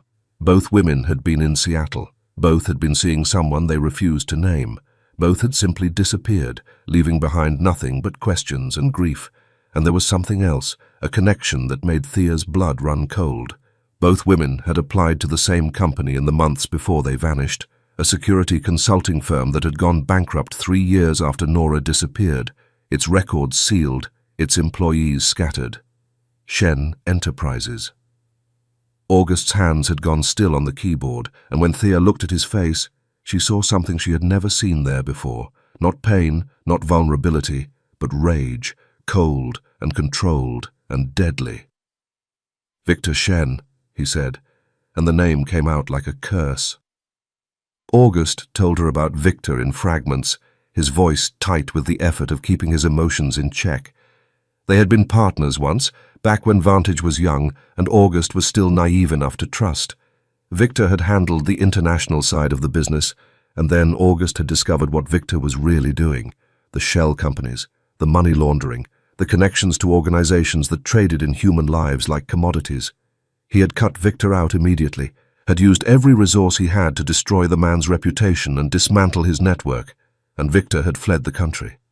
"I thought I'd destroyed him," August continued, his voice hollow, "but I only destroyed the public face. The trafficking operation must have continued underground, and Mira was always curious, always digging. If she found evidence that Victor's network was still active..." He looked at Thea, and the anguish in his eyes was almost unbearable. "He took her to punish me and to protect himself, and your sister might have stumbled onto the same trail. Another investigator, another threat, another person who knew too much." Thea couldn't speak, her throat closed up and her chest constricted, her mind spinning with implications she couldn't fully process. 8 years she had been searching for Nora, and the answer might have been here all along, buried in the secrets of a man she had been sent to destroy. She didn't fall apart. She had spent too many years learning not to. "What do we do now?" she asked, and her voice came out steadier than she expected. August turned back to the screens, his jaw set with determination. "We find him. We find Victor Shen, and we make him tell us what he did with them." They worked through that night and into the next day, side by side, their earlier tension transformed into something that felt almost like partnership. He taught her the intricacies of Onyx, trusted her with access that would have made Diana weep with joy, and she used every skill she had ever learned to help him trace the ghost of Victor Shen. They ate meals together without speaking, too focused to waste time on conversation, and they fell asleep in chairs, waking to find blankets draped over their shoulders that neither of them remembered placing there. And somewhere in those sleepless hours, Thea realized she had stopped thinking of August as her target. Late the second night, August's hand brushed hers as they both reached for the same file, and neither of them pulled away. They sat like that for a long moment, frozen, the air between them charged with something unspoken. Then the screen flashed red. Security alert. Someone else was in the system. "That's not me," Thea said immediately. August's jaw tightened. "I know. Someone accessed the server room 2 minutes ago." They looked at each other, and Thea saw her own dread reflected in his eyes. Someone else was hunting the same secrets. The next morning, James Fox found her. Thea was alone in August's private office, running a trace on one of Victor's old financial accounts, when she heard footsteps behind her. She turned, expecting August, and found James instead. He stood in the doorway with his arms crossed, his expression carved from ice, and when he spoke his voice was soft, but there was nothing gentle in it. "Miss Morris? Working late?" Thea's heart rate spiked, but she kept her face calm. "Mr. Kim asked me to run some searches," she said, proud of how steady her voice came out. James tilted his head like a predator catching a scent, and his next words made her blood run cold. "Did he? Because I just spoke to Mr. Kim, and he didn't mention anything about authorizing you for system access." Cold sweat broke out along her spine as she realized the lie had been too easy to check. He stepped closer, close enough that she could smell his cologne, and his voice dropped to something almost dangerous. "What are you really doing here, Miss Morris? Who sent you? What do you want?" August's voice cut through the tension from the doorway. "She's with me." Both Thea and James turned to face him, and he stood there like he had materialized from shadow, his shoulders filling the frame, his presence commanding the room without effort. James straightened, his posture shifting from predator to subordinate, though his voice remained clipped. "Sir, I found her accessing restricted systems without authorization. I believe she may be—" August cut him off, and the words landed like stones in still water. "I know exactly what she is, James." Thea felt her heart stop, felt the blood drain from her face, felt every lie she had told crumbling around her. August stepped into the room, moving past James without acknowledging him, and didn't stop until he was standing directly in front of Thea. He looked down at her with that unreadable gaze, and she saw no anger there, no betrayal, just a calm, almost resigned certainty that somehow hurt worse than rage. His voice dropped lower, almost intimate despite the accusation. "You're not who you say you are, Thea Morris. Or should I say Agent Morris? GTEC, Global Tech and Ethics Commission, sent to infiltrate my company and steal Onyx." James made a sharp exhale of satisfaction behind them, but August held up a hand without looking at him, his command absolute. "Leave us!" James's voice was tight with protest. "Sir, I really think—" August's tone dropped 10 degrees, brooking no argument. "Leave. Us." James hesitated for a long moment before turning and walking out, and the door closed behind him with a soft click that sounded like a gunshot in the silence. They were alone.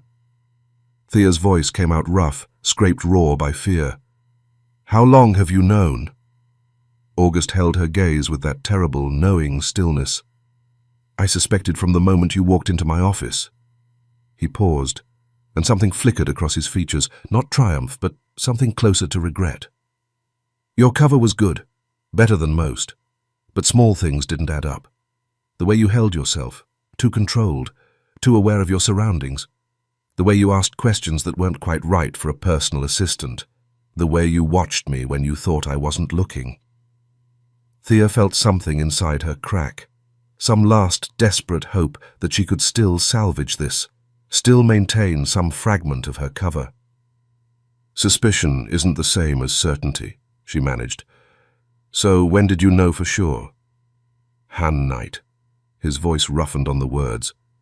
"When I touched you, when I carried you through the dark, and you didn't flinch away from me like everyone else does. When you held onto my shirt like you trusted me to keep you safe." His jaw tightened. "That's when I knew something was wrong with my calculations. An agent sent to destroy me shouldn't have felt like coming home." He tilted his head slightly, that familiar gesture of dissection. "I've spent 7 years learning to see through lies, Thea. And you were lying from the first word. But somewhere between the lies, there was something real. Something that made me want to take the risk." She should have denied it, should have maintained her cover until the very end, the way she had been trained, but something in his face, something tired and knowing and almost sad, made the denials stick in her throat. "Then why?" she whispered. "Why let me stay? Why show me Onyx? Why tell me about Mira?" The questions tumbled out of her, desperate and raw, and she watched something shift in August's expression, a softening at the edges, a crack in that impenetrable armor. "Because I was gambling that whatever Diana sent you for, you might help me find something I've been looking for far longer." His eyes held hers. And because touching you was the first thing that felt right in 7 years, I wasn't ready to let go of that, even if it destroyed me. The confession hit Thea like a physical blow. He hadn't been certain. He had been hoping, risking, trusting something he couldn't explain. Just like she had. "Diana," she said, and the name tasted different now. "You mentioned Diana. How do you know?" "Diana Hayes." He said the name like it tasted bitter, like something rotten he'd been forced to hold in his mouth. His jaw tightened, a muscle jumping beneath the skin. "She's been watching me for years, sending agents, building cases, trying to find evidence that doesn't exist." He paused, and his gaze grew distant, fixed on something Thea couldn't see. "When you showed up with a cover story that was almost perfect, I assumed you were just another attempt." His focus returned to her face, sharper now, more intent. "But then you asked about Mira, and I realized this was personal for Diana, more personal than I understood." Thea's mind was spinning. Diana had known about Mira. Diana had sent her specifically because of Mira, but why?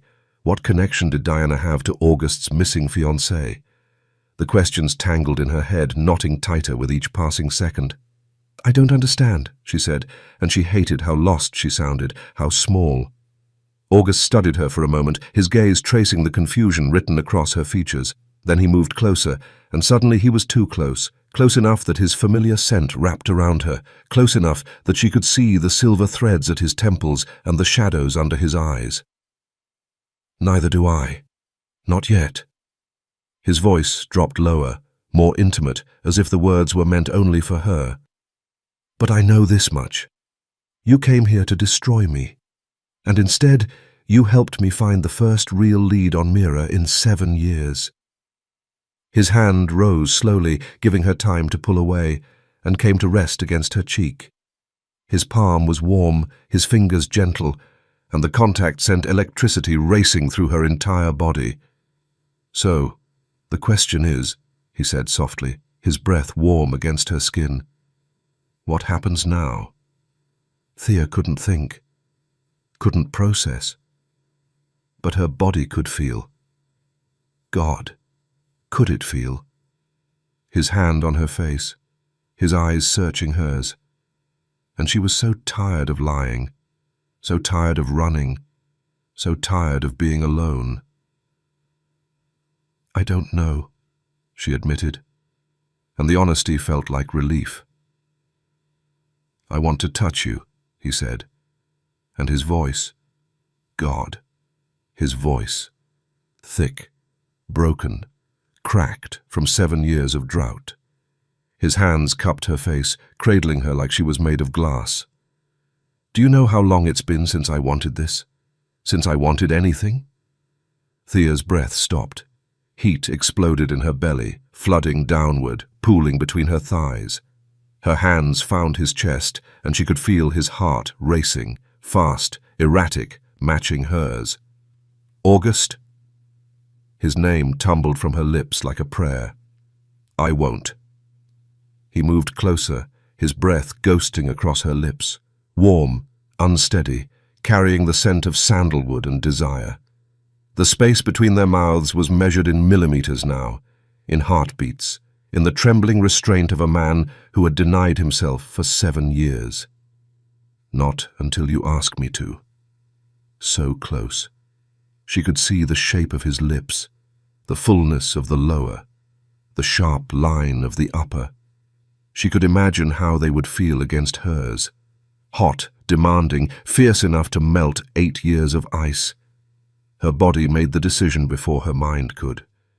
Her fingers clenched his shirt, her chin lifted, her eyes closed, and just as her lips were about to touch his, the alarm exploded.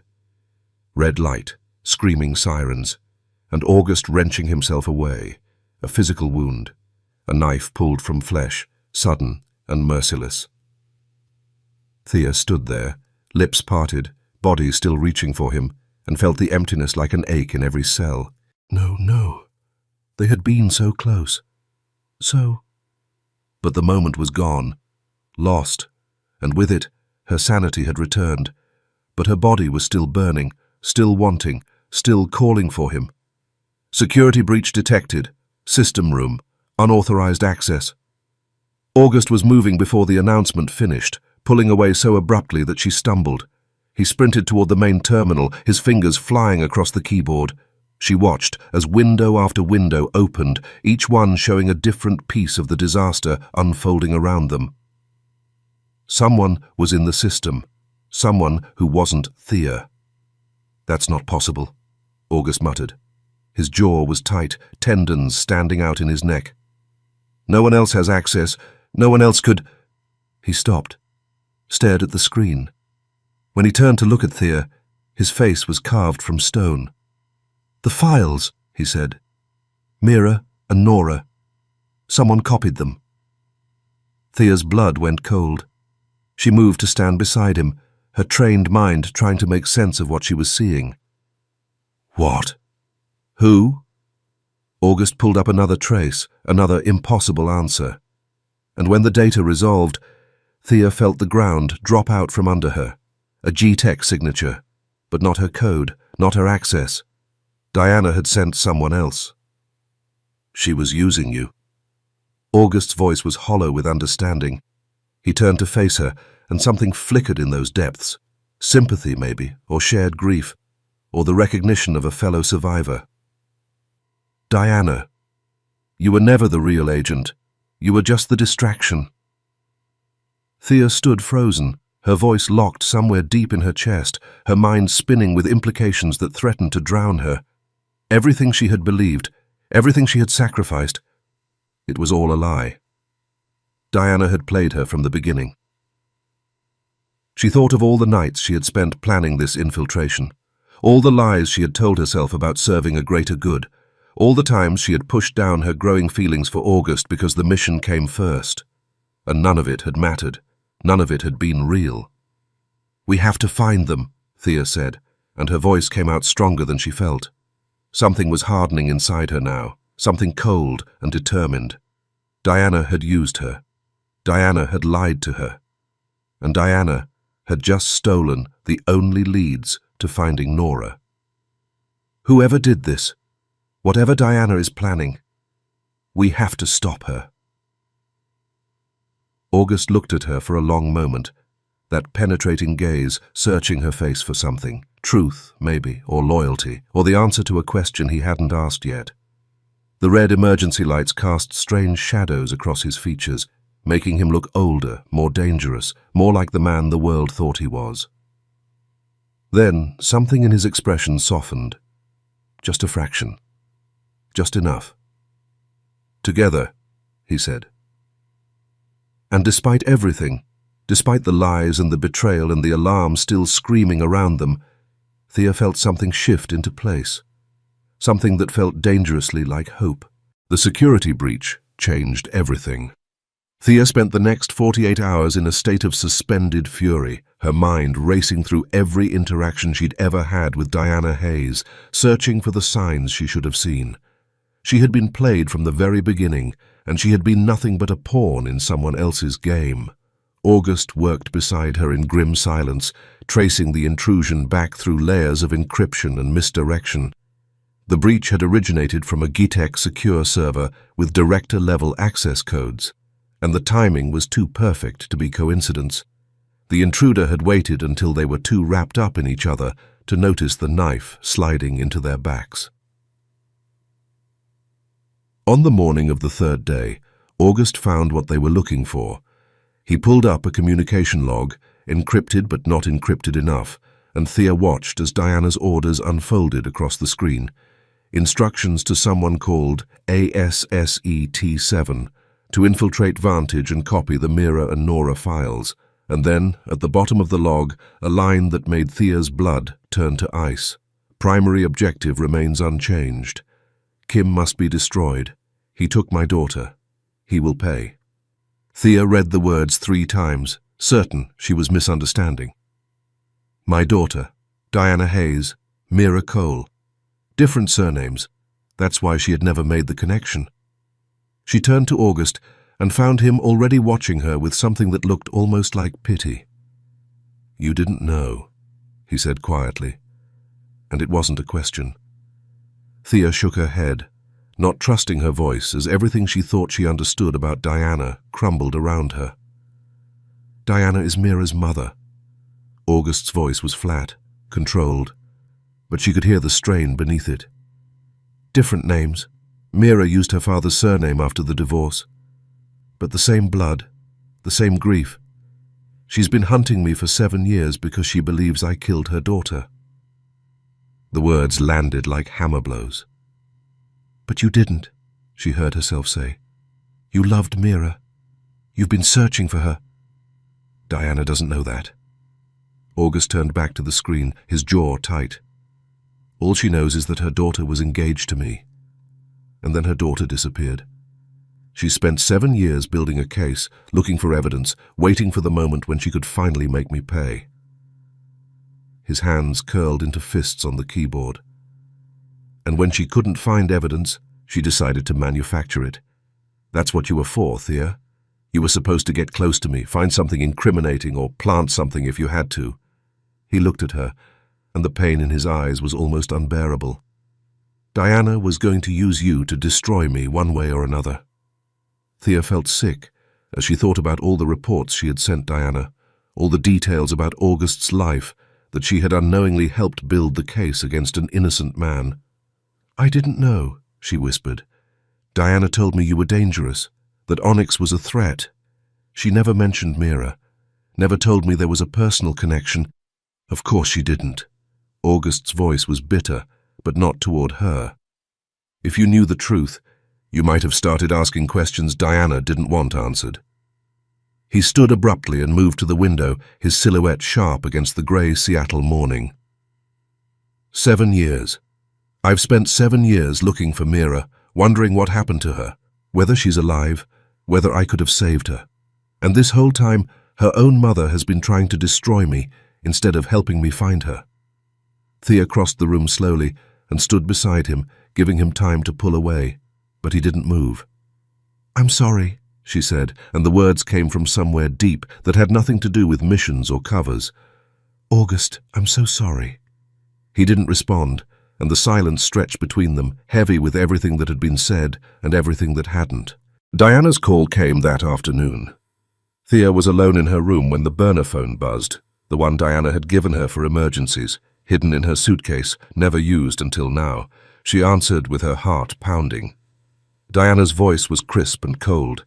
You've been quiet. I expected a report 2 days ago. There have been complications. So I've heard. My other asset reports that Kim has brought you into his inner circle. Diana's voice dropped to something dangerous. I've seen the security footage, Thea. The way he looks at you, the way you look at him. Tell me I'm not going to have a problem. Thea closed her eyes, thinking about August's hands on her face, about the almost kiss in his office. You don't have a problem, she said, and the lie tasted like ash. Diana's voice softened into that maternal tone she used when she wanted something, saying she needed Thea to finish this, that Kim had killed Mira, and she just needed proof. What if you're wrong? The words slipped out before Thea could stop them. What if Mira is still out there somewhere? The silence that followed was long and dangerous, and then Diana laughed, a terrible sound, broken and bitter. You've fallen for him. Diana's voice turned sharp and cruel. 7 years I've waited, and now my best agent has spread her legs for the man who murdered my daughter. Diana, 48 hours. Deliver something I can use, or I'll handle this myself.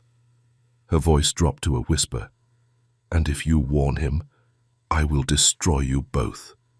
The line went dead. Thea sat with the phone clutched in her shaking hands, knowing what she had to do. She had to tell August everything before Diana made good on her promise. She found him in the library, sitting in the same chair where she had read to him from Jung's Red Book, his face lit by the dying glow of the fireplace. He looked up when she entered, and something flickered across his features. Hope, maybe, or fear, or some complicated mixture of both. Diana called, Thea said without preamble, closing the door behind her. She has a burner phone for emergencies. She's never used it until now. She gave me 48 hours to destroy you. August's expression didn't change as he waited for her to continue. She knows something changed between us. She said she's seen the security footage, the way we look at each other.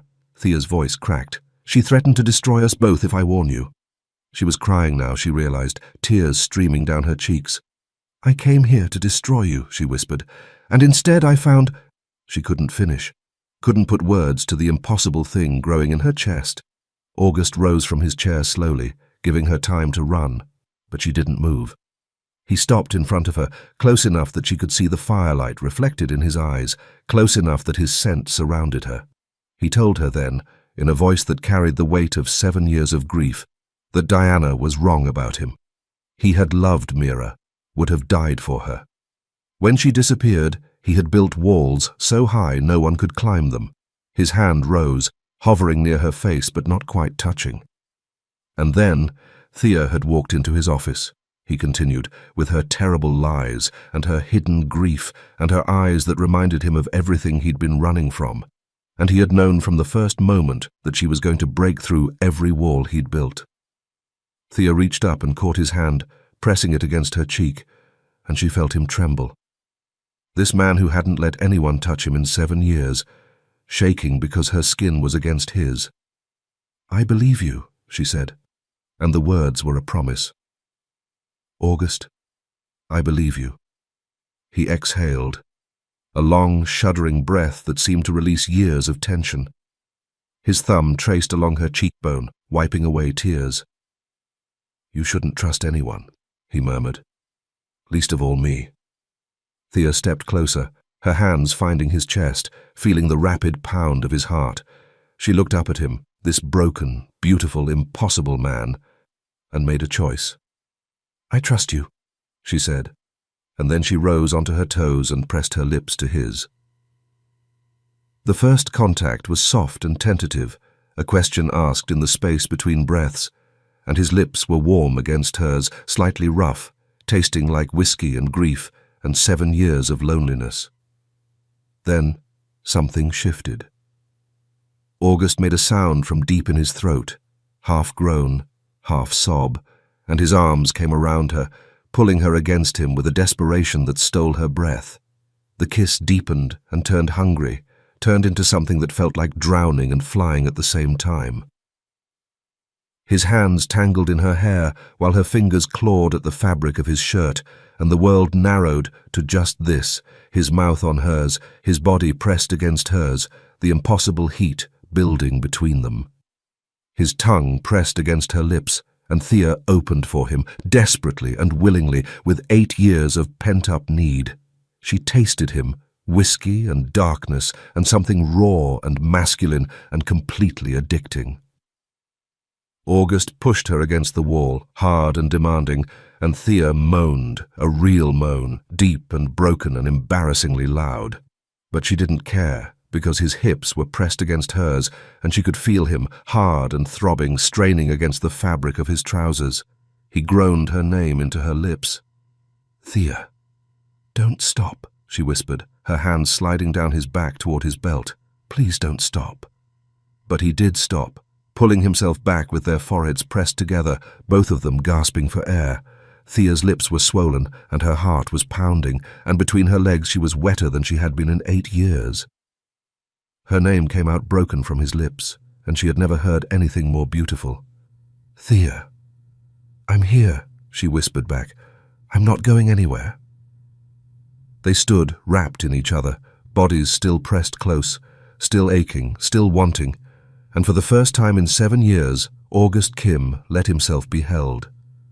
Thea knew that tonight had changed everything.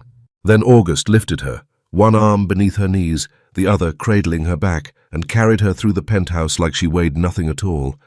Thea buried her face in his neck, breathing him in, feeling the steady thrum of his pulse against her lips. His bedroom was dark and warm, the city lights filtering through floor-to-ceiling windows, and when he laid her on the bed, she pulled him down with her. Their mouths found each other again, slower this time, but no less hungry, and Thea arched into him as his weight pressed her into the mattress.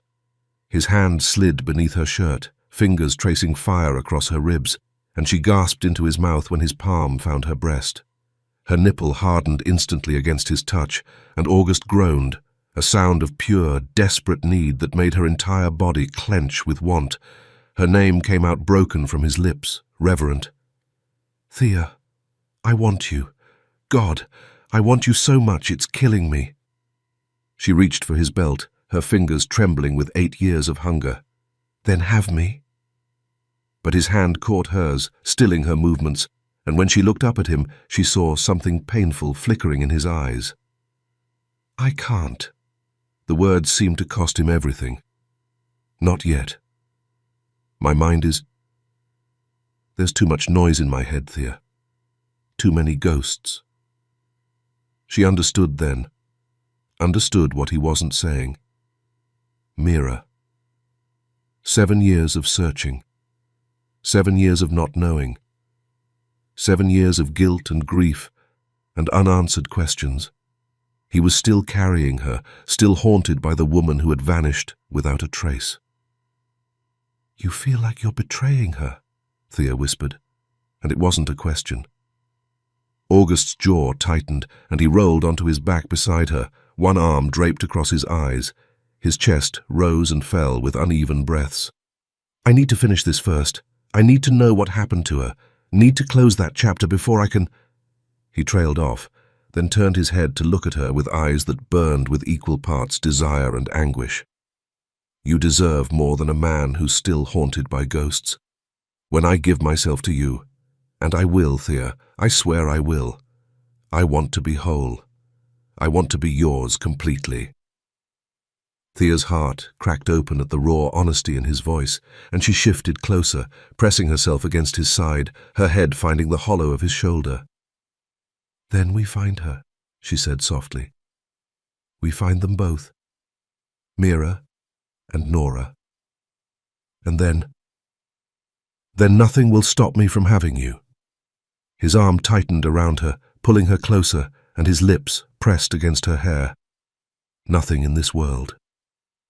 They lay there in the darkness, tangled together, aching and wanting and waiting. And for the first time in 8 years, Thea fell asleep in someone's arms. The days that followed blurred into weeks. August had been hunting Victor alone for 7 years, building Onyx specifically to find the man who had taken Mira, but alone meant blind spots. Thea brought something he didn't have: GTEC's classified files on Victor's old network, her sister's application to Shen Enterprises from a completely different angle, and a hacker's instinct for finding patterns he'd missed. 2 separate investigations, 2 missing women, 2 trails that had gone cold years ago, until they merged into one. They worked side by side from morning until long past midnight, following the ghost of Victor Shen across continents and through layers of shell companies and offshore accounts. Together they traced financial transactions through banks in the Caymans, property records in Singapore, a network of dead ends that August had hit before. But Thea saw connections he'd missed, threads he'd dismissed, patterns that only made sense when you looked at them from her angle instead of his. Diana's 48-hour deadline came and went. Thea ignored the increasingly frantic messages that appeared on her burner phone, ignored the threats and the pleas and the final, chilling promise that Diana would come for her herself. None of it mattered anymore. Only finding Nora mattered, only finding Mira. They slept in the same bed every night, bodies wrapped around each other, but August kept his promise. He wouldn't take her until the ghosts were gone. Some mornings Thea woke to find his hands on her skin, his mouth on her neck, both of them trembling with need before he pulled away with a curse and disappeared into a cold shower. The waiting was torture, but it was also a promise. On the 19th day they found something. A former accountant for Shen Enterprises, hiding in Vancouver under a new name, agreed to talk in exchange for protection. He gave them a location, a private island off the coast of Indonesia that Victor had purchased through 7 layers of shell companies 3 months before Mira disappeared. August chartered a plane within the hour. They landed on a small airstrip in Jakarta as the sun was setting, then transferred to a boat that carried them through dark waters toward an island that didn't appear on any map. Thea stood at the bow with the salt wind in her hair, watching the shape of the island grow larger against the star-filled sky, and felt August's hand close around hers. "Whatever we find," he said quietly, "we face it together." The compound was smaller than she expected. A cluster of white buildings surrounded by jungle, lit by floodlights that turned the night into harsh, artificial day. There were no guards visible, no security checkpoints, nothing but an open gate and a path leading toward the main house. It was too easy. Thea knew it was too easy, but they walked through anyway, because there was no other choice. Victor Shen was waiting for them in a room filled with white furniture and modern art. The man August had once called partner, the man whose trafficking empire August had exposed and destroyed 7 years ago, the man who had vanished into smoke while the world believed him ruined. He held a glass of wine in his hand and wore a smile that made Thea's skin crawl. 7 years. He raised his glass in a mock toast, his accent crisp and cultured. "I was beginning to think you'd never find me, August. I'm almost disappointed it took you this long." August's voice came out flat and dangerous. "Where is she? What did you do to Mira?" Victor tilted his head, amused. "You've spent 7 years looking for a dead woman, haven't you? How exhausting that must have been." Thea felt August go rigid beside her. "But here's the thing." Victor pulled out his phone, tapping the screen with casual indifference. "She's not dead." He turned the phone toward them, and Thea's world stopped. A photograph, 2 women sitting side by side in a bare concrete room, thin and worn, but unmistakably alive. Mira Cole with her brown hair falling past her shoulders, and beside her, holding her hand, looking at the camera with defiance that made Thea's heart stop. Nora. Her sister. Her Nora. Aged by 8 years of captivity. Thinner now, but alive. Alive. Surprise. Victor's smile widened. "They've been keeping each other company all these years. Quite touching, really." Thea couldn't breathe, couldn't think, couldn't do anything but stare at her sister's face on that screen. 8 years. 8 years of searching, of grief, of desperate hope, and Nora had been alive this whole time. "What do you want?" August's hand found hers, squeezing hard, his voice barely controlled. "Onyx." Victor set down his wineglass. "The complete system. All your data, all your algorithms, all your dirty little secrets about all those powerful people. Transfer it to me and you can have them both back." "And if I refuse?" Victor's pleasant expression didn't waver. "Then I'm afraid our reunion will be rather shorter than anyone would like." The threat hung in the air between them, cold and absolute. Thea turned to August, her sister's face still burning in her mind, and found him staring at the photograph with an expression of raw, devastating hope. "She's alive," he whispered, and his voice cracked on the words. "Thea, they're both alive." He pulled her close, one hand cradling the back of her head, and she felt him shaking, this man who never showed weakness, trembling because everything he thought he knew had just shattered. "We'll get them back," Thea said into his chest, and her voice was fierce with promise. "Both of them. Whatever it takes." Outside, the Indonesian night pressed against the windows like a living thing, and somewhere in this compound, Nora was waiting. The exchange happened at dawn. Victor led them through the compound to a concrete building at the edge of the jungle, his guards flanking them on every side. Thea's heart pounded against her ribs as she walked, August's hand warm and steady in hers, both of them acutely aware that they were walking into the lion's den with nothing but a flash drive and desperate hope. "The terms are simple," Victor said pleasantly as they approached the building. "You give me Onyx, I give you Nora." He glanced back at August with that empty smile. "Mira stays with me until I've verified the system works. Consider her my insurance policy." August's jaw tightened, but he nodded once. They had expected this. Victor was too smart to give up all his leverage at once.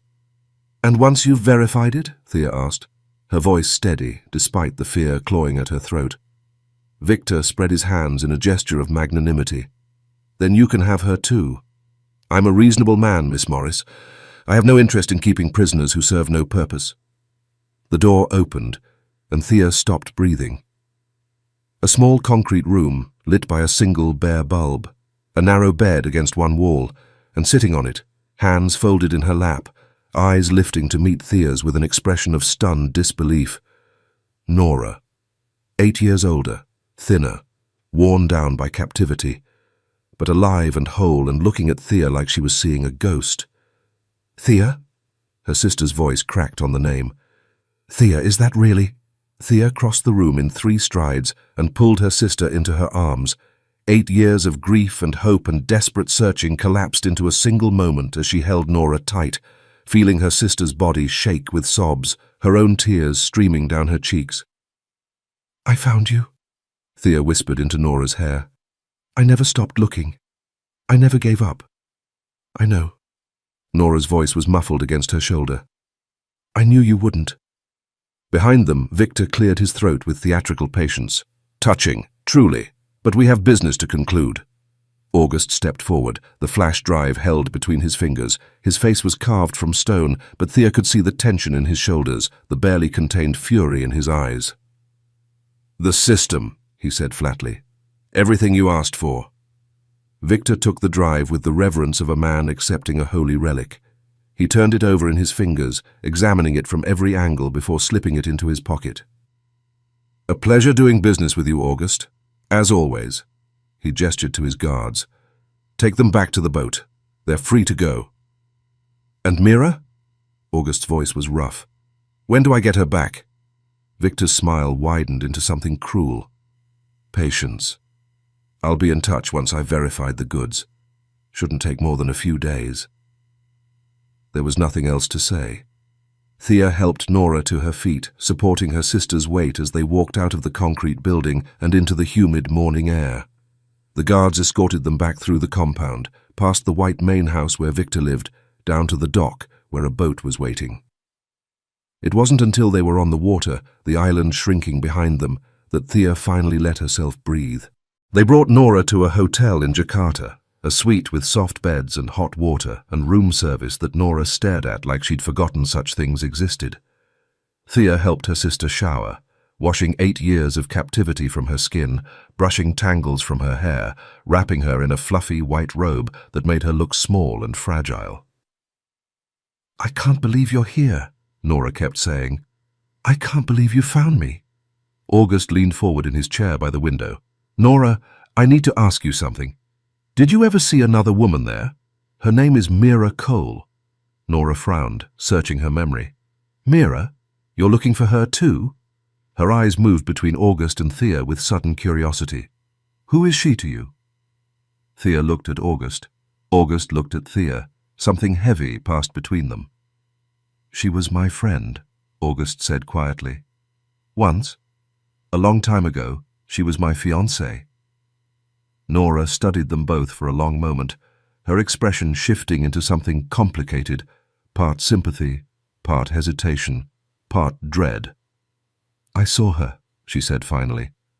"The first time was exactly 1 year after they took me. They brought her to my room." August went very still. She was there. A prisoner? Nora didn't answer immediately. She looked down at her hands, twisting the fabric of her robe between her fingers. "At first, I thought so. They put her in my room, and for 2 weeks we were together constantly. I thought maybe I'd finally have someone to talk to, someone who understood. And then," Thea prompted gently. "She wasn't like me." Nora's voice dropped. "She wasn't broken, scared. She never cried, never seemed afraid. They would take her out of the room for hours at a time, and when she came back, she was fine. Better than fine." She paused. She looked content. August's face had gone pale. "What are you saying?" "After 2 weeks, they moved her out entirely.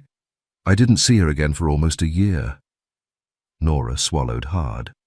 "And then one day, they were moving furniture into Victor's private house. New things, expensive things, and I saw her through the window." She stopped, her eyes meeting August's with something like grief. "She was kissing him. Victor. Not like a prisoner kisses her captor. Like a woman kisses the man she loves. The sound August made was barely human, a wounded animal sound that seemed to tear itself from somewhere deep in his chest. Thea moved toward him instinctively, but he held up a hand to stop her. "No." His voice was hollow. "No, that's not... Mira wouldn't... I'm sorry." Nora's eyes were bright with tears. "I'm so sorry. But she's not a prisoner. She hasn't been for years. Mira is Victor's partner, his lover." She swallowed hard. "If you're looking for her, she's in his house right now, living there, by choice." August stared at her for a long moment, his face cycling through emotions too fast to track: denial, confusion, betrayal, rage, and finally something that looked like his soul shattering into pieces. He stood abruptly and walked to the window, his back to them both. When he spoke, his voice was barely a whisper, meant for no one but himself. All this time I thought she was suffering, that I failed her. And she was here, with him." Thea crossed the room and stood beside him, taking his hand in hers. It was ice cold, trembling. "August," she said softly, "I'm here." He looked at her like she was the only real thing in a world that had just revealed itself to be built on lies. "She used me." His voice was raw. "From the beginning. The relationship, the engagement. It was all a lie, wasn't it? All to get access to Onyx." Nora spoke quietly from behind them. "She mentioned something once, years ago, when she still talked to me. Something about a system, something she needed to get for Victor. I didn't understand it then, but now..." August closed his eyes, and when he opened them again, something had changed. The devastation was still there, but beneath it was something harder, colder. The man who had built an empire on secrets and survival. "The Onyx I gave Victor," he said slowly. "It's real, fully functional." Thea's stomach dropped. "August, but it has a fail-safe." He stood abruptly, moving to the window, his silhouette sharp against the Jakarta skyline. "Something I built into the core architecture years ago, a kill switch that only I can activate." "What does it do?" August turned to face them, and there was something almost like satisfaction in his eyes. "When I trigger it, two things happen. First, the entire system corrupts itself. Every algorithm, every database, every piece of data becomes worthless junk. And second," he paused, a grim smile crossing his face, "it transmits everything Victor has ever done, every trafficking route, every shell company, every criminal contact, directly to Interpol, Europol, and every major law enforcement agency on the planet." Thea stared at him. "You built a self-destruct that also destroys whoever's holding it." "I built it in case Onyx ever fell into the wrong hands." His eyes found hers. "I never thought I'd use it. But now..." "Mira's not a prisoner," Thea finished. "There's no one to rescue. No reason to let Victor keep the system." "No." August pulled out his phone, his fingers hovering over the screen. "There isn't." He looked at Thea one more time, a long, weighted look that asked a question without words. She nodded. August pressed the button. The Interpol raid happened 18 hours later. Thea watched from the hotel room as news coverage showed helicopters descending on Victor's Island, tactical teams swarming the compound, Indonesian police working alongside international agents. The ticker at the bottom of the screen scrolled with breaking news. Billionaire fugitive Victor Shen arrested. Major human trafficking ring exposed. Dozens of victims recovered. And then the image that made Thea's breath catch, Victor being led out of his White House in handcuffs, his face a mask of fury, and beside him, also in handcuffs, her expression twisted with rage. Mira Cole. August watched the screen in silence, his face unreadable. When the footage showed Mira being loaded into a police vehicle, he turned away. "It's over," he said quietly. "All of it." But Thea knew it wasn't. Not yet. There was still one more confrontation to come. 3 days later at Seattle. The federal holding facility was cold and grey, all concrete and fluorescent lights and the institutional smell of disinfectant. Thea walked beside August through endless corridors, their footsteps echoing in the silence, until they reached a door marked Interview Room 7. Diana Hayes was already inside. She looked older than Thea remembered, smaller somehow, diminished by grief and the weight of what she was about to learn. She sat at a metal table with her hands folded in front of her, and when the door opened, her eyes went first to Thea, then to August, then back to Thea with an expression of cold fury. "You," Diana said, her voice brittle, "you betrayed everything. I gave you purpose. I gave you a mission, and you threw it away for—" "Diana," August's voice cut through her tirade like a blade, "there's something you need to see." A guard opened a second door, and Mira Cole walked in. She was still beautiful. That hadn't changed. Auburn hair, warm brown eyes, the kind of face that made people want to trust her. But there was something different now, something hard and calculating in her expression that Thea suspected had always been there, hidden beneath the mask. Diana's face went white. "Mira?" The name came out broken, disbelieving. "Mira, you're alive?" Mira looked at her mother with an expression of profound indifference. "Hello, Mother." Diana rose from her chair, reaching toward her daughter with trembling hands. For 7 years, I thought he killed you. I spent every day trying to destroy him, trying to get justice for what he did to you." "What he did to me?" Mira laughed, a cold, bitter sound. "August didn't do anything to me. I left him. I don't understand." Diana's voice cracked with confusion, barely a whisper. I don't understand." "Of course you don't." Mira's voice dripped with contempt. "You never understood anything about me. Too busy saving the world to notice your own daughter was drowning. Too focused on your precious G-Tech to see that I was suffocating under your shadow." Diana flinched like she'd been slapped, her words tumbling out desperate and pleading. "Mira, I loved you. Everything you did was for yourself, for your legacy, for your reputation." Mira shook her head slowly. "Victor saw me, really saw me. He offered me a life where I wasn't Diana Hayes' disappointing daughter, where I could be something more." Diana's voice cracked on the words. "He's a monster, a trafficker, a criminal.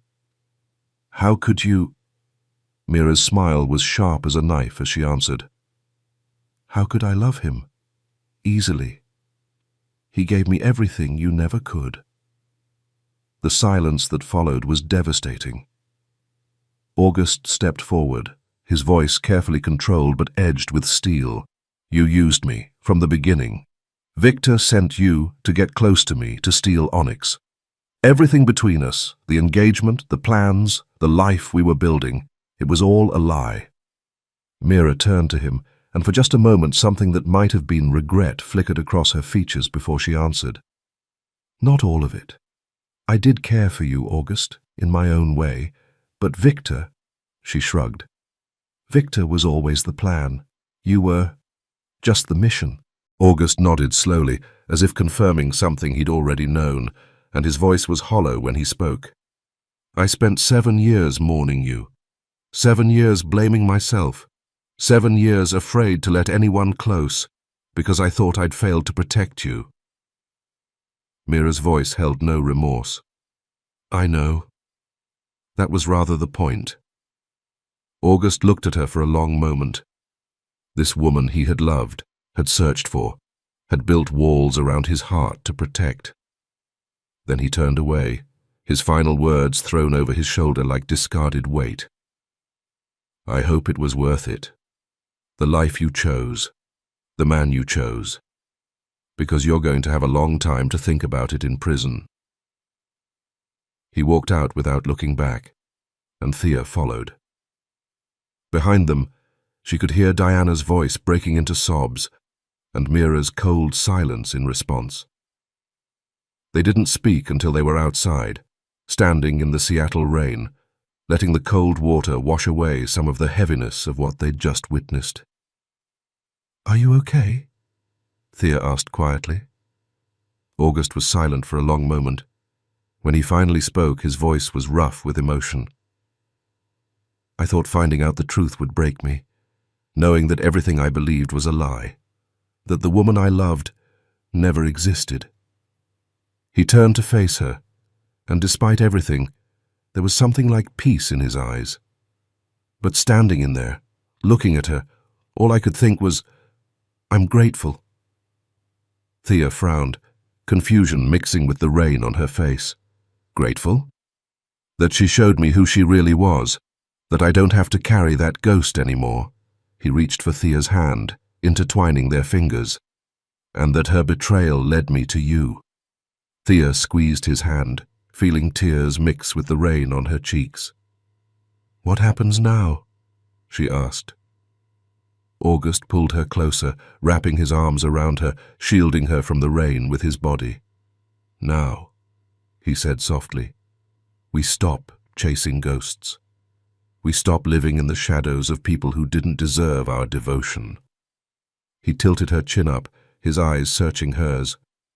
Now we build something new, something real. Her voice was barely a whisper when she asked, Together? He answered with absolute certainty. Together. He kissed her then, soft and sweet and full of promise, and Thea felt the last of her walls crumble into dust. That night. The penthouse was quiet when they returned, the city lights glittering through rain-streaked windows, the world outside feeling very far away. August led her to his bedroom without words, their fingers intertwined, and when the door closed behind them, Thea felt like she was stepping into a new life. I've waited so long for this, August murmured, his forehead pressed against hers. For you. For someone real. I'm here. Thea reached up to trace the line of his jaw, the curve of his lips. I'm not going anywhere. He kissed her slowly, deeply, taking his time like they had all the time in the world. His hands found the hem of her shirt and lifted it over her head, revealing skin that had never been touched like this, with reverence, with hunger, with love. You're beautiful, he breathed, and the way he said it made her believe him. She undressed him in return, her fingers trembling as she pushed his shirt from his shoulders, as she traced the lines of his chest, the ridges of muscle beneath warm skin. When they were both bare, standing in the soft light from the windows, August lifted her and carried her to the bed. He laid her down like she was something precious, something sacred. His mouth traced a path from her lips to her throat, from her collarbone to the swell of her breasts. When his tongue found her nipple, Thea arched into him with a moan she couldn't contain. I want to taste every inch of you, he murmured against her skin. I want to learn you, memorize you, make you feel things you've never felt before. His mouth continued its journey, down her rib cage, across her stomach, lower and lower until Thea's breath caught in her throat. August, let me. His voice was rough with need. Let me taste you. And then his mouth was on her, where she was wet and aching, and Thea's world exploded into stars. She cried out, her hands tangling in his hair, her hips moving against his mouth without conscious thought. Let go, he commanded against her flesh. I've got you. She shattered. 8 years of walls crumbling, 8 years of ice melting, 8 years of choosing not to feel dissolving into waves of pleasure so intense she forgot her own name. She screamed, she sobbed, she came apart completely. And when she finally floated back to earth, August was above her, his eyes dark with desire, his body rigid with restraint. I need you, Thea whispered, reaching for him. Please, I need you inside me. He positioned himself at her entrance, his forehead pressed to hers, his breath unsteady. I'll go slow. I'll be careful. And if you want me to stop, I don't want you to stop. She lifted her hips, taking the first inch of him, and they both gasped. I want you. All of you. Now. He entered her slowly, reverently, giving her time to adjust to the feel of him. There was pain, a stretching, burning sensation that made her eyes water. But beneath it was something else, fullness, completion. the feeling of finally being whole. "Don't stop." She wrapped her legs around him, pulling him deeper, and they both moaned. The orgasm built like a wave, rising higher and higher until it crashed over her with devastating force. Her muscles clenched around him, her vision went white, and she screamed his name as pleasure poured through every nerve ending as she finally understood what it meant to be completely and utterly claimed. August followed with a groan that sounded like her name, like a prayer, like a promise. She felt him pulse inside her, felt the heat of his release, felt his body shudder and collapse against hers. They lay tangled together, breathing hard, hearts pounding in sync. "I love you," August whispered against her hair. "I think I've loved you since the moment you walked into my office with your terrible lies and your beautiful eyes." Thea laughed, a watery sound, half joy and half tears. She pressed a kiss to his chest, right over his heart. "I love you too, even when I was supposed to destroy you. Especially then." He pulled her closer, wrapping her in his arms like he never intended to let go. "You destroyed me anyway, Thea. Just not the way you planned." She lay in the circle of his arms, listening to the rain against the windows and the steady rhythm of his heartbeat beneath her ear. Peace settled over her like a warm blanket, unfamiliar, but welcome, so welcome. "What happens now?" she asked softly. "You still have Onyx, the real one."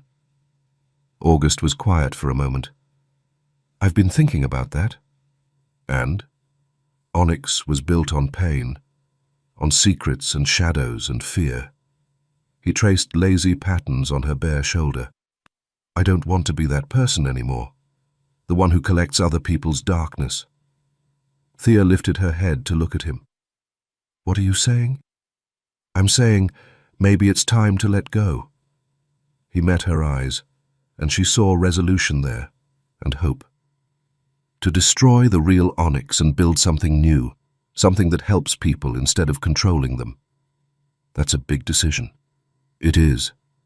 His hand found hers, their fingers intertwining. "But I have help now. Someone I trust. Someone who sees the man I could be, not just the man I was." Thea smiled, leaning up to kiss him softly. "Together? Together." Outside, the Seattle rain continued to fall, washing the city clean.